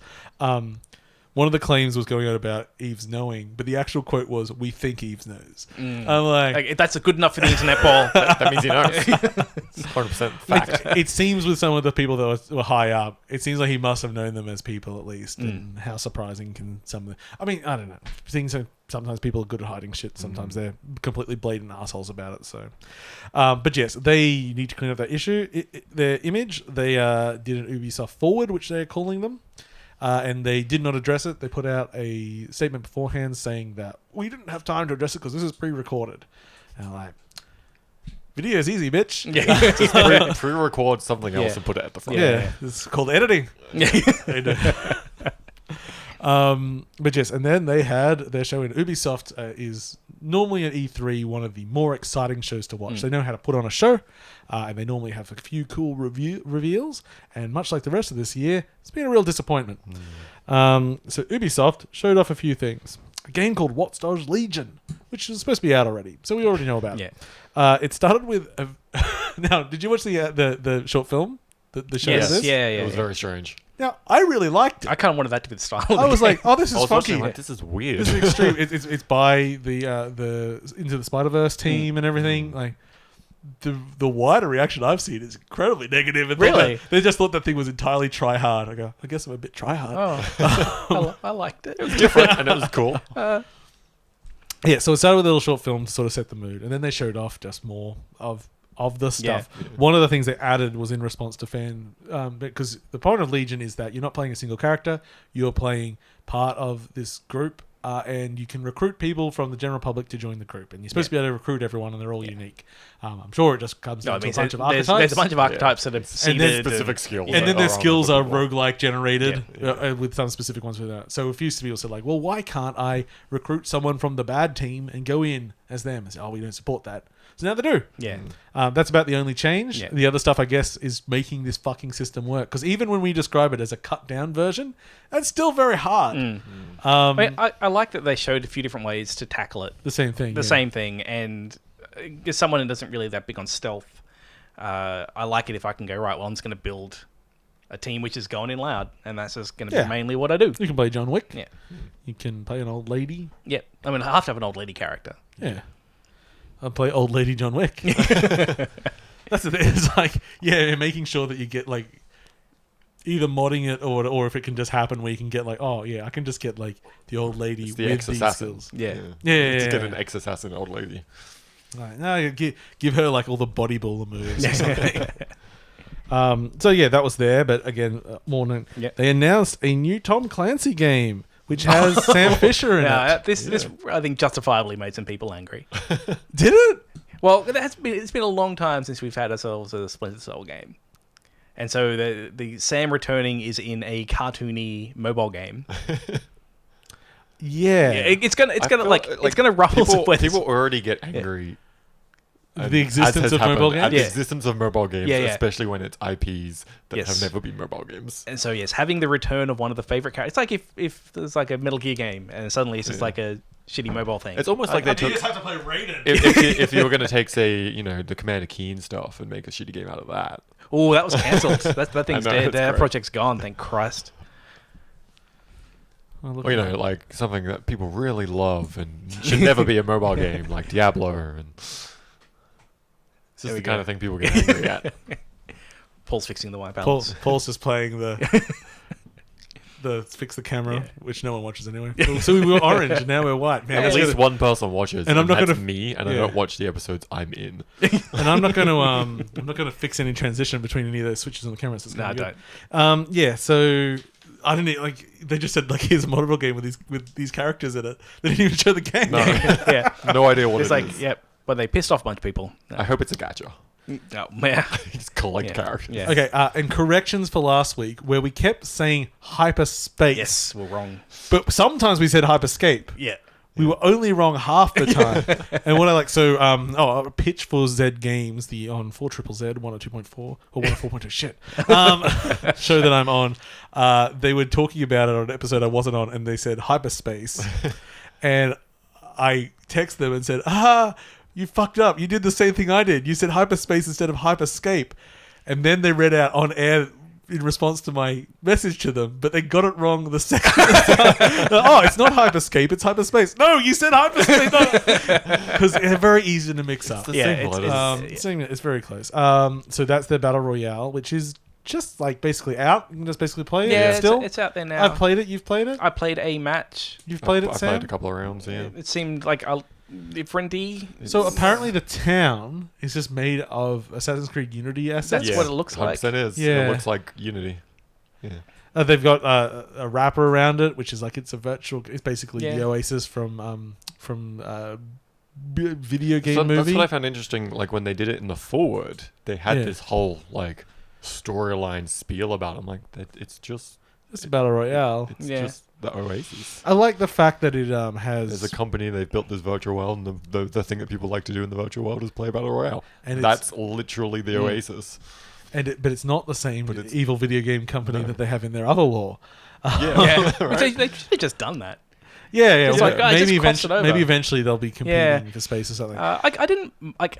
I liked that there was a lot of verticality. I liked that there was a lot of being inside things. The world itself Yeah. was so forgettable though. Yeah. That you go into a building and you go floor by floor, and each floor just looks looks the the same as same, and every each single internal one. You looks know, the same. I just realized in my head that because of the look of this game, sorry, telephone's ringing. I'll just stop that. I think it's for some reason Private my number. wife is probably she doesn't have a phone. I think why is she calling me? I might stop her a second to check. Just go check. Yes, what was the fact that it looks so sort of the samey. I didn't know in my head that the map was randomized, but it's not. No. It's a set map. It's the same map. If you're building a Battle Royale map, you're supposed to be choosing like interesting key areas. Yeah, And so you know where you are, and you Yeah. can Yeah. spot It all looked the same to that's me. weird. I only just realized that now. Yeah, I'm just going to see why my wife. You can talk about Hyperscape. For a Yeah, minute. that's just. Okay. And we are back. I had to go rescue my wife from the dog park, who was raining. Training pretty heavily. Yeah, it's nice and brisk for Paul. I should Paul is move- back and I- refreshed. I need to move to Scotland, where it's cold and miserable all the time. Okay, and we finished talking about Hyperscape. Yeah. Yeah. Okay, then Assassin's Creed Valhalla. Yeah. Yeah. I after Odyssey, I'm still kind of done. I'm in the James realm where because I got Odyssey and I'm still playing it, but I haven't gotten very deep into it. I'm now looking at Valhalla and going, well, now I'm just going to decide, do I want to play Greek mythology or Norse mythology? Yeah, it's really the question. Or comes down to. Japanese It's the same mythology. game. Yeah. Which one do I like more? I'm still only 2 hours Probably into Greek. Origins. Yeah, like they haven't really shown enough with Valhalla to see like, oh, this is like this big step I would forward. like to see the intricacies of having like the base village. Yeah, it's building up a Yeah. village stuff. and doing stuff. But at the end of the day, I don't care that much about it. It feels really weird. They wanted to keep their naval stuff, Yeah. their boat stuff. So I was like, oh well, we'll put a bunch of canals in. Yeah. And so you look at the map, and it's just like a bunch of like canals that have broken up to a bunch of isles. Almost like Phantom Covert Ops. Yeah, it feels very like, look, That's all right. There's an inlet. it's like, all right, guys, you could have just ditched the boat thing. Yeah, just like let, let me take a horde of Vikings across like, land. it's okay. Well, that said, most settlements would be next to water. It's Well, true. but it's like there's a bunch of like it looks like a bunch of rivers that have sort of like split up the thing. That's how rivers work, James. I don't know, like maybe geographically, historically it's- accurate? Maybe Yeah, I hope actually it's how not it even the is. game map. I hope he's just looking at a historical map. Yeah. He's like, oh, these rivers seems to be. Who designed this? Maybe it was like that. I don't know. I could be mistaken, but it does look like it's a bit forced. Like all these. I rivers find and it things running interesting. through That it. all the things they're showing off about it aren't the things that Anything Assassin's Creed-y? It's just this. No, well, it's more that it's stuff that we know already from what they can do. Yeah. A lot of it. It really is like they're do you- not showing me anything new or interesting. Yeah, it's like, do you want a new theme? And Yeah. that's like, what? I'm sure it'll be good. What I'm have sure you done it'll. to make it more? They sell very well. Yeah. Yeah. Okay, you can dual wield this time. Yeah. That's- You can do it with shields. You can I like dual that. wield shields I like if you that. want to. I think they've worked on I'm the the combat most a I bit. feel like that defensive. may sell me on, Yeah. on playing some of it. What I don't understand about medieval fighters is why don't they just put a shield on the front and a shield on the back? Then they're invincible. Yeah, right? Oh. Yeah, but it happened. It's there. Yeah. And then Far Cry 6 Mm. with the exciting cinematic trailer that we saw a few days earlier when it leaked. Yeah. It's got Gus from Yeah. Breaking Bad in it. I forget who the actor's name. Sure is a villain. He's cool. Playing pretty much the same sort of villain they normally get into play, which is a well-spoken fellow who's a monster inside. Yeah, which like a big part of Far Cry is the villain. Good choice for a Yeah. dictator. Oh yes. If I'm going to have a dictator of some unnamed island, South American island based nation, off Cuba, I think is Sort what of like, this yeah. one's come from. a great casting choice. I assume the games is going to be more Far Cry because Yeah. they didn't fucking show a single frame of it. I'm going to say it's going to be a big open world, and there's No. going to be outposts, and I'm going What to if it was liberate a- those outposts. What if it was a linear adventure? I'll be okay with that. They actually switched. It's actually a Telltale game. Yeah. Oh, I do like taking on those outposts though. You can still do it. Just I've in got a game linear for you. It's fashion. called Ghost of Tsushima. I've come close to buying that so many times. How many of us have bought and played Ghost of Tsushima? I have not bought or played it, but I've seen watched far plenty too of it. much of it. So Ghost of Tsushima, and I think the thing is here, it's like I think Ghost of Tsushima is a game that is not for Paul, and it doesn't do anything extraordinary. It does a bunch of things that are very well good implementations of it, but for the people that want that kind of open world gameplay, it's been a little bit of gap around. It's in a good spot, and I think it scratches every single itch those people are after that want it. They want it by the numbers and well done, and it looks by the numbers and well done. The reason I haven't got it is because I've gotten really out of sync. Yeah. Because I played Odyssey so late.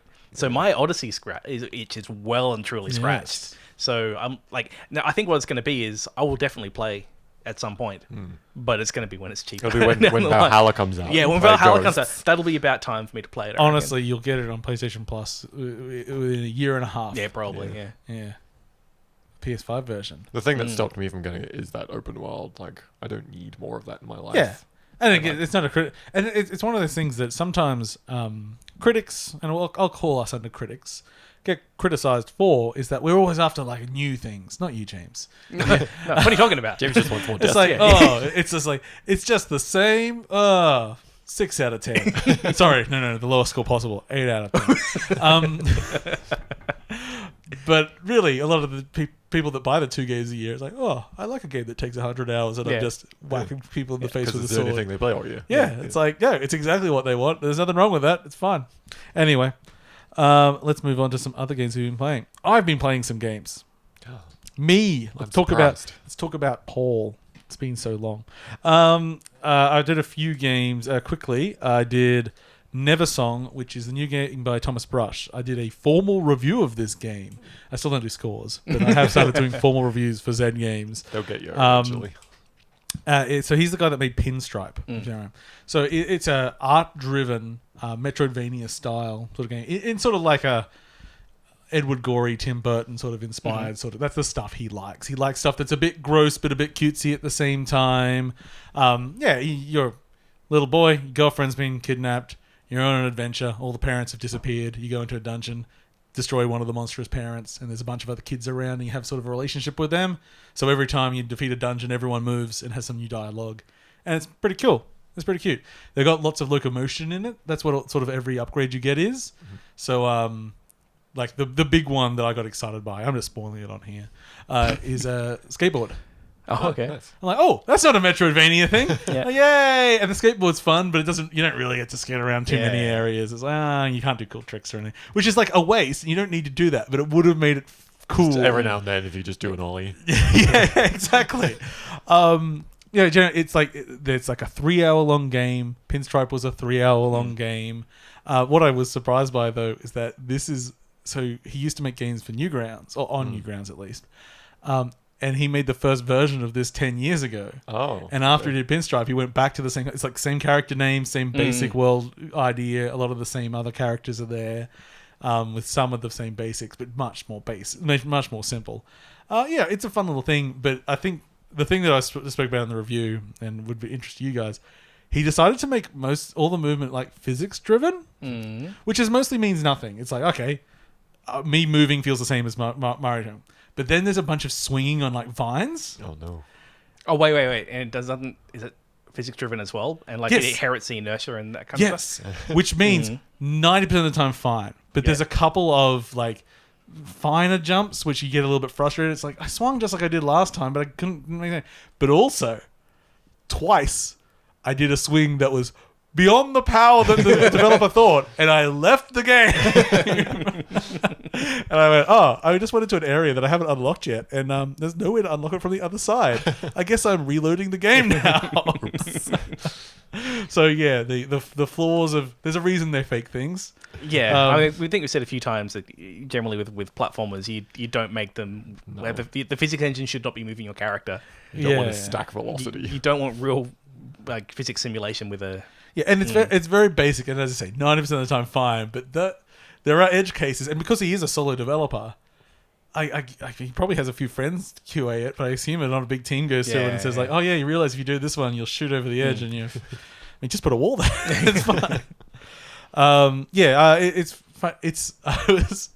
So the world's the writing is enjoyable, especially the other kids and everything. I went back and replayed Pinstripe because I couldn't really remember. I was like, it's much the same thing, but it wasn't so much a platformer. It was more adventure gaming. You shot things with a slingshot. But like the revelations in the game. So like the big twist in this game, I'm not going to say it here, but it's not much of a twist because the game literally starts with a content warning, like, oh, if you're upset by these themes. Well, then now you know what they. That's the thing. It's like I had the similar thing with Hellblade where it's like, oh. Is that the kind of thing where he should be listing more themes than exist in the game? Yeah. Maybe just like, so You it's don't not know like, which one it is. It's like, oh, we're dealing with this issue. We're like, oh, well, considering that's not part of the premise, I assume it's the conclusion. Yeah. But also, it suffers a bit from the. So because he does these quite obvious things, so I wrote a line in the review which I cut out just for spoiler's sake because it was more spoiler for Pinstripe than this, but it still kind of is. Which was just actually spoiler for basic media literacy. Who could this character be that is dark and appeared to be in a mirror? Who could he possibly represent? You can't base a twist on something like that. It's yeah, I've read a story before in my life too.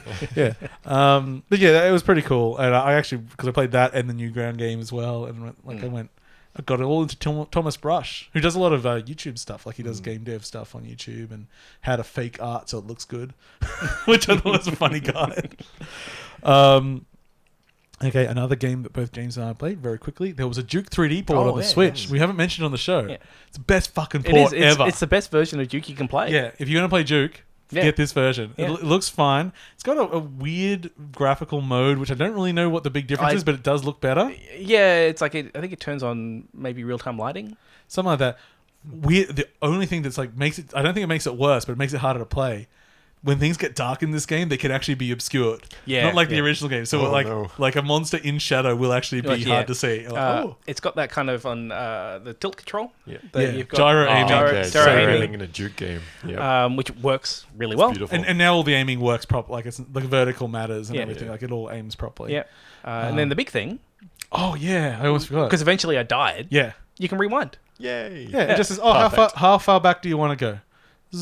I'll just before that doorway I walked through and got hit by a rocket launcher. Thank you. Oh, great.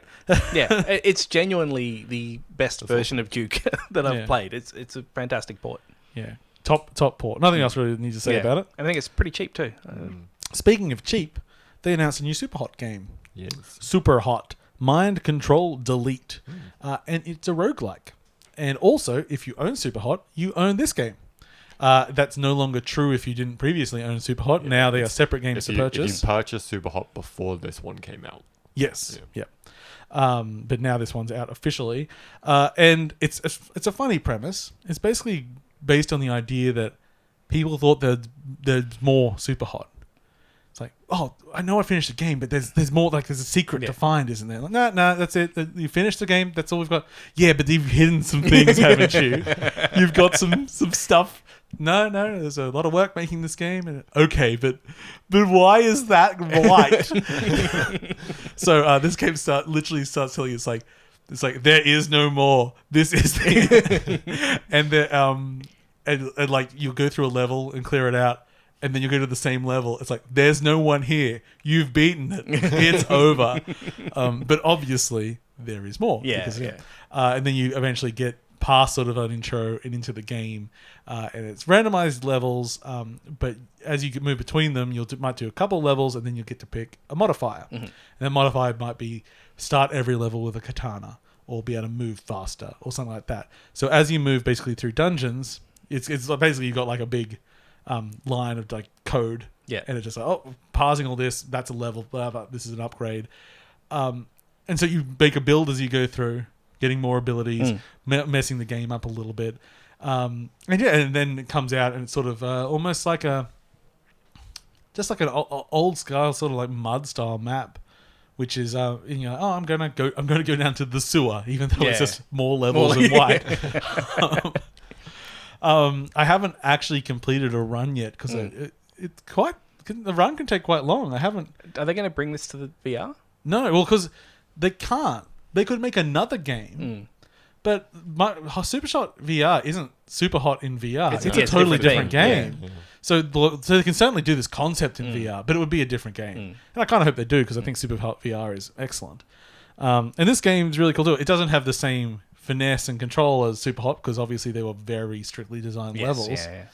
But it's kind of is exactly what I want in that if I don't want to go back and play those levels of Superhot, it's just some more Superhot. Yeah. It's like, well, Superhot Infinite. yeah. It's like, oh, you just want to shoot things and throw swords at things, and man, I love using everything that's not a weapon. It's like, have these darts, go. It just plays really well. It plays like Superhot, and I think they did a really good job putting together like this sort of this meta narrative around it. And like the levels are still fun to play, which is the thing that matters. They're not as good as the hand design levels, but they're pretty close, which is I really want. And the fact that there's constant modifiers in there means that you do get a different experience to the base game. So I would recommend it, especially if you already own Superhot because it's already in your Steam account, or I think it also applies to console I versions. don't think I own Superhot. Really, on anything? Oh, wait, I got That was the VR. thing that got me. It was on literally any platform. Yeah. It doesn't matter where you owned it, even the weird ones. Just email the dev and you'll get your copy of the new one. It's Yeah. cool. Yeah. And most of There's a them lot just of added copies. it more automatically to your thing. Mm. So it's goodwill. And I'm sure they'll still sell lots of copies of it because there's still people that fall through the gaps like you that somehow don't own Superhot. I got VR. I do Okay, own that a doesn't copy count. of Superhot. You own a It counts as Superhot. owning a Superhot. Yeah. It doesn't count for getting the other one. No. You have to go super hot. Oh man, just it's so weird. Like even I jokingly can't really think of the word super hot without thinking Without in my head, super hot. super hot. Yeah, there's Like- a long gap. Yeah, like I think they did the same thing in the base game, but when I started up Mind Control Delete, it's like it goes like super, and then it's like push click the button. Hot. Super. It's just like, this is how I'm progressing the game. Just by super hotting my way forward. So that's a cool thing that came out. Okay, we're actually doing pretty good with our giant list. Okay, so big one that, well, it's not big, so we won't spend a lot of time on it, but both Sam and I have delved into Death Stranding on the PC. Yes. And how? So you have you played it at all before? I have experienced all of the storyline. I know you've watched through it. streamers. Yeah, but you haven't played it. I've never actually played it. Mm-hmm. Yeah, and I would say it probably doesn't stream. Streaming isn't going to capture what that game is. Yeah, like it captured it enough for me to know that like it's the kind of game that I wanted to play at some stage to experience it. But yeah, it is obviously definitely a different feeling playing it versus just watching it. I'm enjoying it immensely. And it is running like smooth butter. It is such a phenomenally done port. I'd assumed because Metal Gear Solid 5... Like, I remember Metal Gear Solid 5, I loaded up on my old laptop. And I was doing 1080, 60, Ultra. Like, it's crazy. Like when I went into the options, I quite enjoyed, there was the FPS limiter was on. And it was limited to 200 frames. Right? Yeah. I turned it down so I could use G-Sync on my new monitor. It's what the hell? technically I know these things are always beautifully put together, pretty amazing. And also a very good sign for the upcoming Horizon Zero Dawn that's launch. It's the big same thing, engine. 'cause that's another game I haven't played, but probably will get on PC. Yeah, so it's it's really good. What I enjoyed going back through it, because I only played up until like halfway through chapter 2 or just up to the start of chapter 3. I can't remember at James's place, and I really enjoyed it. But now that I'm playing it again on my own, I'm really paying attention to all the visual design of all the characters and how everything interrelates. And I'm like, fuck, I love. This is the perfect level of crazy for me. I like it so much more than Metal Gear Solid. It's just like there's a consistent worldview. Like I only just sort of like when someone was the body was going necro and it got the gold face over, and like I didn't really notice. And then there's obviously characters with gold masks and everything. I'm like, okay, so I'm starting. There's to a see lot this. of consistency through the There's world. there's a real consistency to the visual language in the game, and it's so good. I just fucking love it. It really, I mean, it's no Outer Wilds. Fuck, I almost did it myself. But it's, man, like last year was sort of like, people sort of a downturn. There's 3 games there, which were our top 3, which were fucking phenomenal and game changers. And the more I play of Death Stranding, the more I'm like, yeah, it really deserved to be there as well. It is, cool. So yeah, the thing I'm holding out for is as soon as someone figures out modding it. Yeah. Oh, there's already a bunch of mods out there. Yeah. Like, they found out that Norman waiting for it Reedus to doesn't progress. have a penis. It's bullshit. Yeah. So I'm Waiting sure for we'll it be to adding get to it. a stage where it gets someone's gonna put it slightly in. too crazy. Well, what people, I had the initial thing, and I agreed that is just to take off the limits of what you can carry, Yes. and just stack boxes, And just stack them forever. see how far it See, goes. stack- Permanently tilted. stack them until the game crashes. Is what they said. Which I'm very excited to see. Interestingly, I noticed another big one that people want is literally just a model swap, so you can play as Fragile. Okay, Yeah. that'd be So interesting. that's a big ask. Yeah, And, okay. like, obviously, that completely disrupts any narrative like structure to it. I don't know if you But have all just the... a model swap. I'm like, none of the animations are going to be there. Yeah, like... But people who mod things do a lot of work these days. maybe they can replace the rig and it'll kind of work. Yeah. We're still going to move like give it bridges, but enough time. I'm sure someone will figure Yeah. it out.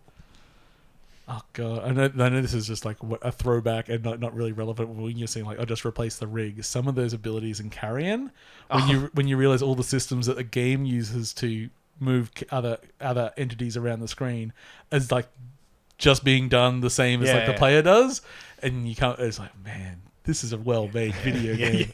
Death Stranding and Carrion, exactly the same game. Very, very good port. If you've been holding out, feel free to jump in because you're Nvidia, I'm Radeon, both killing it. I have just upgraded to a And, 2080 though. Yes, which So should kill most obviously, things. It's going to but- kill a lot of things. And I my video card, I forget what the Radeon numbers are. And, is like a decent one, similar to like a 2070. So it's still a good card, but I also... But like, I was surprised at just how well it runs. yeah, it runs even with a extremely 2080. well. Like, And it looks so good. Like, I forget, like, at the beginning, it's doing all those still shots. And you're like, oh, they're just photographs, aren't they? And then, like, things move on them. And you're like, oh, fuck. yeah. It's like, no, that's the world. Oh, no. Yeah, very well done. Okay, what do we got left? Okay, so I'm just going to take about. I have been joining James in the in the Duolingo world. Oh. What are you learning? I'm learning Japanese Oh, yes. because I have a slight background in Japanese from school, which I'm finding out is wrong. Now- Because they're teaching me yon instead of she and and nana instead of shichi. Having some coverage of like very, very, very base knowledge of both those languages and of how Duolingo works. Yeah. In my head, I feel like Japanese is the harder one to learn through Duolingo. Then Spanish. I expect so. Spanish Look, would be. like Spanish is As far as like the language structure, Spanish is like easy mode language. Yeah. Like coming from English, like it's so much of it crosses over. Yeah, you 'cause can take English- a good English just stole because words. not even like just like words are the same. Like even from the same root, you can kind of like make the connection of like, oh, okay, I kind of see that there's a root here that makes it easy to remember. We'll see as we get further along, but Duolingo, at least at this point with Japanese, is really just learning the characters. Yeah. So while I am learning some words as we go along, I'm not learning. It's not much focus on words other than the words that use the characters I've learned, and sentences and everything aren't even part of it yet. But it's one of those things. Like, I feel like, oh, I don't really know that much, and then they throw me a page of Hiragana. I'm like, I know 80% of this, Yeah. and I've been doing it for 3 weeks. Yeah. I'm like, that actually feels pretty good that I'm comfortable with that. Now, there's a few that is a bit similar. I'm like, hey, that's good. But and then it's already throwing katakana and everything. I'm just like, okay, so we'll see how we go. It feels pretty good. And because we can join up, sometimes I notice I beat James, and then like an hour later, and James has beat me. But I'm like, but didn't he already do his lesson today? It's competitive. Yeah, it gets So I should get on it too. well now because I want to visit Japan. my sisters have started learning Spanish as well, Oh, yeah. and that has definitely driven up. Like I was doing about 50 XP a day. It is now I'm doing amazing. about 100 It's XP a day. Oh, because of you, I would never dream of doing 50 a day. The other day I did like 200 because I was just lying down with Henry and just going Yeah. through lessons, but then also I was like, oh, I'm gonna fuck James Yeah. because it was Friday. It's like, oh, he's gonna be stuck at my place all night. He's not gonna catch up at all. No, I'm very consistent with my. I have done it every single day. Yeah. For- You have a I think almost 400 days. yeah. Yeah, and I think like using Duolingo, like I also make sure to do other stuff, because one of the things I've learned about language learning is you want to get as much input as possible. So something I find really useful is watching shows with the subtitles on. Some shows I watch like in Spanish with Spanish subtitles, but they got to be simple. So something like Nailed It. That'll help you link the words. Yeah, well, something like what the Nailed It sounds, on yeah. Netflix, which is like the cooking show. You can generally make a good stab at like what's going on and you know, like what the language You says. have context for it. And you got me to get Futurama in Spanish. for Yeah, you. yeah. I started. Actually, recently I went to the Battlestar because Netflix doesn't have a lot of Spanish subtitles. Like where like. But that's Australian Netflix. Isn't Yeah, it? yeah. Where Amazon or their service have a lot of Spanish subtitles. So I was watching Battlestar and turned on the Spanish subtitles, and that was really good because like I know what the context is. I can got the You time know to look, he doesn't like it when you call him that. and I can look at the words and I can kind of make that connection. Yeah, lots of things you can do. So the other thing that I've started doing as well is I bought a game on the Switch called Hiragana Pixel Party, which is just a auto runner.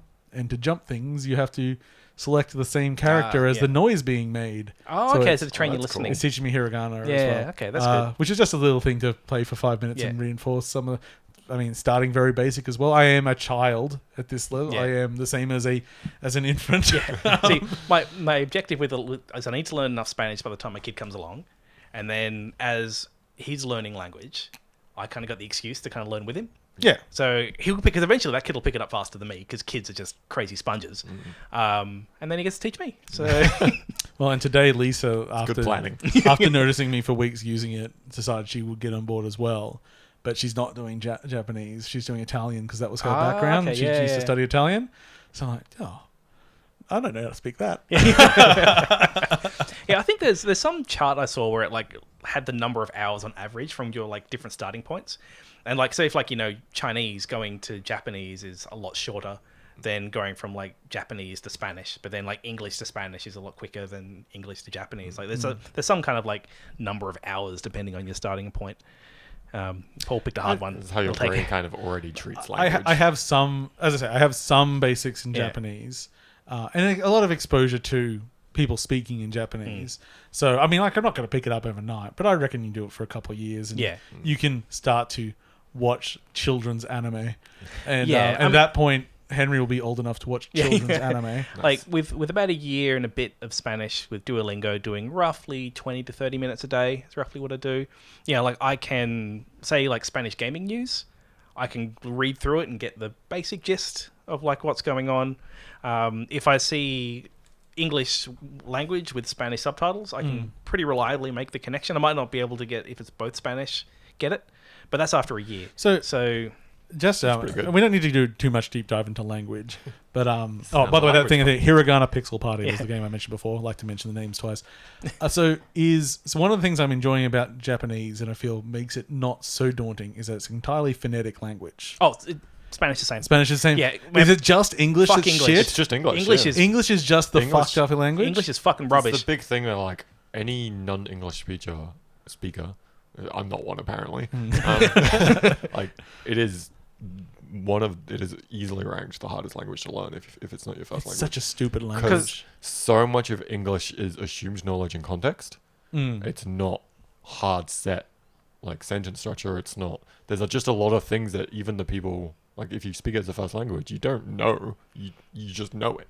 Yeah. But you can't explain why And certain things. I remember there was some ways. example of I cannot remember the sentence, Yeah. but it was basically a list of like 15 words, and if you read it, it makes sense. And if you swap any one of those words, the big one is the whole like, thing would the break. order of adjectives. Yeah. We just instinctively know what order adjectives should go in. Like if it's a fast green, spotted horse, but like if you say a green fast, it sounds weird. yeah, It sounds like you're not saying it properly. It's technically correct, but it's just there's so many things like that in the English language. And I was just thinking about how we've got a bunch of idioms now which don't even make sense in themselves. No, they're like twisted from that they used to be, and now but they're just accepted into language. I mean, not a particularly great one, but I was just thinking like the fact that I could care less is so popular, Yeah. in, Now like, the especially in thing. America. Yeah. It's like it literally means the opposite of what you're saying. or I guess like the word literally, like that. Oh, one. well, yeah, the fact that Yeah. they did change literally to Yeah, mean not the- literally, to mean figuratively. It's like they literally changed literally to mean means literally. figuratively. It's like how I don't know if other languages have that sort of evolution of language. Because I like that language can evolve. Language is good. Like I actually don't mind that literally can mean figuratively. It's kind of a funny joke. But learning that, holy shit! Anyway, I've been finding spelling in Spanish considerably easier, which then makes the actual language learning easier. Because if I can say it, I can spell it. yeah. Where English, you don't get that luxury. No, God, no. There's a fantastic poem. I might have mentioned it before because I found it earlier in the year called "The Chaos," which is a very fun and difficult read, and because it's just constantly like homonyms and everything, but also introduces words that I obviously was pronouncing incorrectly before because they're supposed to rhyme with this other word. Yeah. Like, oh wait, I was saying that wrong. So it's a cool poem to look up. The Chaos. Anyway, we only have one thing we haven't mentioned, James. That's you. Yeah, I'll briefly mention it. Yes. So I've been playing Thronebreaker, which is the Witcher card game. And so it's the Gwent single-player RPG. So I've been playing that on iPad. So I picked it up because I'd heard it had very good review, like very good story. Yeah. And I like card games, but I like them when they don't have packs for me to buy. Yes. it's like here's some cards. Well, it's a pretty designed adventure, isn't it? Yeah, so it's like you have like this overworld where you move around a character and you collect resources which you can then use to kind of like make more cards or unlock special abilities and things like that. But so far the things I like the most are just the little puzzle challenges. Because the thing about Gwent, and I haven't really played much Gwent. I don't know if you played much Gwent. Only a tiny bit in the game. You know how like everything tries to be Hearthstone? Yeah. Well, except Gwent. Well, yeah, except Gwent. Yeah, Gwent doesn't try to be Hearthstone. Like it's so mechanically different. And what I like about it is that on the surface, I'm like, how like there's no health or anything like that. It's about making a number bigger, and it's like you draw like 3 times during the whole game. And I'm like, how does this thing like work? And it's just like they've got all these interesting little synergies between all the cards. It's all about playing like sequence of cards that somehow chain together. And because like there's literally like this is 3 rounds and it's best of 3. Like it's it's just like this really kind of interesting little puzzle. So I think that's why I like the puzzle things. It probably has more of like the need, like almost like poker with like a need to bluff and stuff like that, which isn't really part of like a it's Hearthstone sort of like, or anything. because you're like it's a little bit. You a kind little of bit, not but much. you kind of get this interesting thing where like you've got your hand, and it's best of 3, yeah. and you're only going to draw at the start of the round. If you decide, no, I'm out, you then go into the next round with more. Yeah. So it's like this kind of like you can kind of yield on one and then kind of be an advantage for the next one, where you've learnt a little bit more about the deck. So yeah, and so it's like an interesting card mechanic, but then wrapped up in a really well presented, like well voice acted, interesting Witcher story, which is good to play on an iPad and just sit on the couch. And, Oh, it's on iPad, is it? yeah, Cool. yeah. I'd like it on Switch. Is it on Switch? Might be. I could see it working on Switch pretty well. Yeah, I've been enjoying it. It's just I been, like the Switch. If you haven't noticed. Yeah, it's so just do I. it's just been my like I've got some downtime game. Like I'm just on the couch. I'm like, And by playing it, you also also teaching me how to play Gwent. But there's also these little secret things which unlock cards for Gwent. So I'll probably end up with like all these like by the time I finish it, if I get around to finishing it, I'll have like a primer to go into Gwent with a bunch of cards I've unlocked and yeah. What I like is apparently it is on Switch, Mm. also on Xbox One, PlayStation 4, and Windows. Don't mention no Apple. Oh, okay. Well, it's So- on iPad. So this is another theme that's come through recently. So I was mentioning that game Neversong. So it was like a medium sort of release, had a bit of hype behind it. And then I played it, and I was doing a bit of background research because I was being formal with the review and everything. And then I see something somewhere about Apple Arcade. Been out on Apple Arcade for like a month. No one fucking noticed. Necro Barista just came out. Like a bunch of friends were really excited to play it and like, oh, can we get pre-release keys? Like trying to work out something to play it early because like it's been out for Apple Arcade for a week. Yeah. Like You no, They're not there's no, marketing it. there's no no. one is marketing it. Not only is no one marketing it, even the devs don't seem to be even listing it on their site. Yeah, well, just the nature of Apple, they might not know. Oh, who Like, knows? they're like such a secretive bunch. Yeah, I don't know what's going to happen with Arcade. Well, I mean, I think what's going to happen with it is exactly what we predicted Yeah. would happen with it, which would be a really cool service for 5 people for about 2 years, and then it'll disappear. I mean, like I resubbed to play the Winding Worlds game, and a bunch of other things have been on there that I just checked out. And the thing, it's still not my platform of choice to play them on because I don't really like playing on an iPad. There's no handles. I added handles to my Switch. Exactly. They've got better controller support coming. They've got a bunch of stuff. Like there is efforts internally to try to get. Yeah, I think one of the things we said when we were early talking about it was that there is a lack of consistency between the what things have to support. It's just none of it's particularly clear. Yeah. But I mean, like, as I say, lots of good games on there. You had a good game on there. I really hope that they do put out a more powerful Apple TV. Like I will get one if they give me like a gruntier piece of like, because then like I probably would play more stuff on it. But I was playing Beyond a Steel Sky on the Apple TV and it was buggy and kind of ran like crap. Oh yeah, we didn't. Did we talk about that on the show? Don't think we did. But Beyond a Steel Sky came out. It's on Steam. It's on It's Steam buggy and now. runs like crap on Apple TV. Yeah, Much of I mean, I think review wise, it's still a bit buggy on PC as well. I kind of liked the game, but I fucking hated playing it on an iPad. it didn't play well I on was that. literally just like, I don't want to Yeah. play this anymore. With a This is- controller, it's fine, but the performance wasn't there. Yeah. Anyway, we should probably call this an end because we're a bit over. Well, I don't know how much over time because we did go and rescue my wife halfway It through. was a small amount So- of break. Okay, thank you for listening or watching 8.5bit. Here's the website, 8.5bit.com. Our Twitter and Facebook. Please like and share anything like that. Subscribe to us on whatever the hell you want. You can join our Discord at discord.8.5bit.com. We do all sorts of bullshit, which is mostly just us talking. I post whatever shit. random shit I'm drawing. Yeah. James is drawing things daily. James, Paul occasionally posts the weird not safe for work things in the not safe Yeah. for work channel. Yeah, the not safe for work is kept in the not safe for Yeah. work. It's fun. Yeah. I've been your host, Paul. I've been James. I've been Sam. Catch you all later, folks. See you, everyone.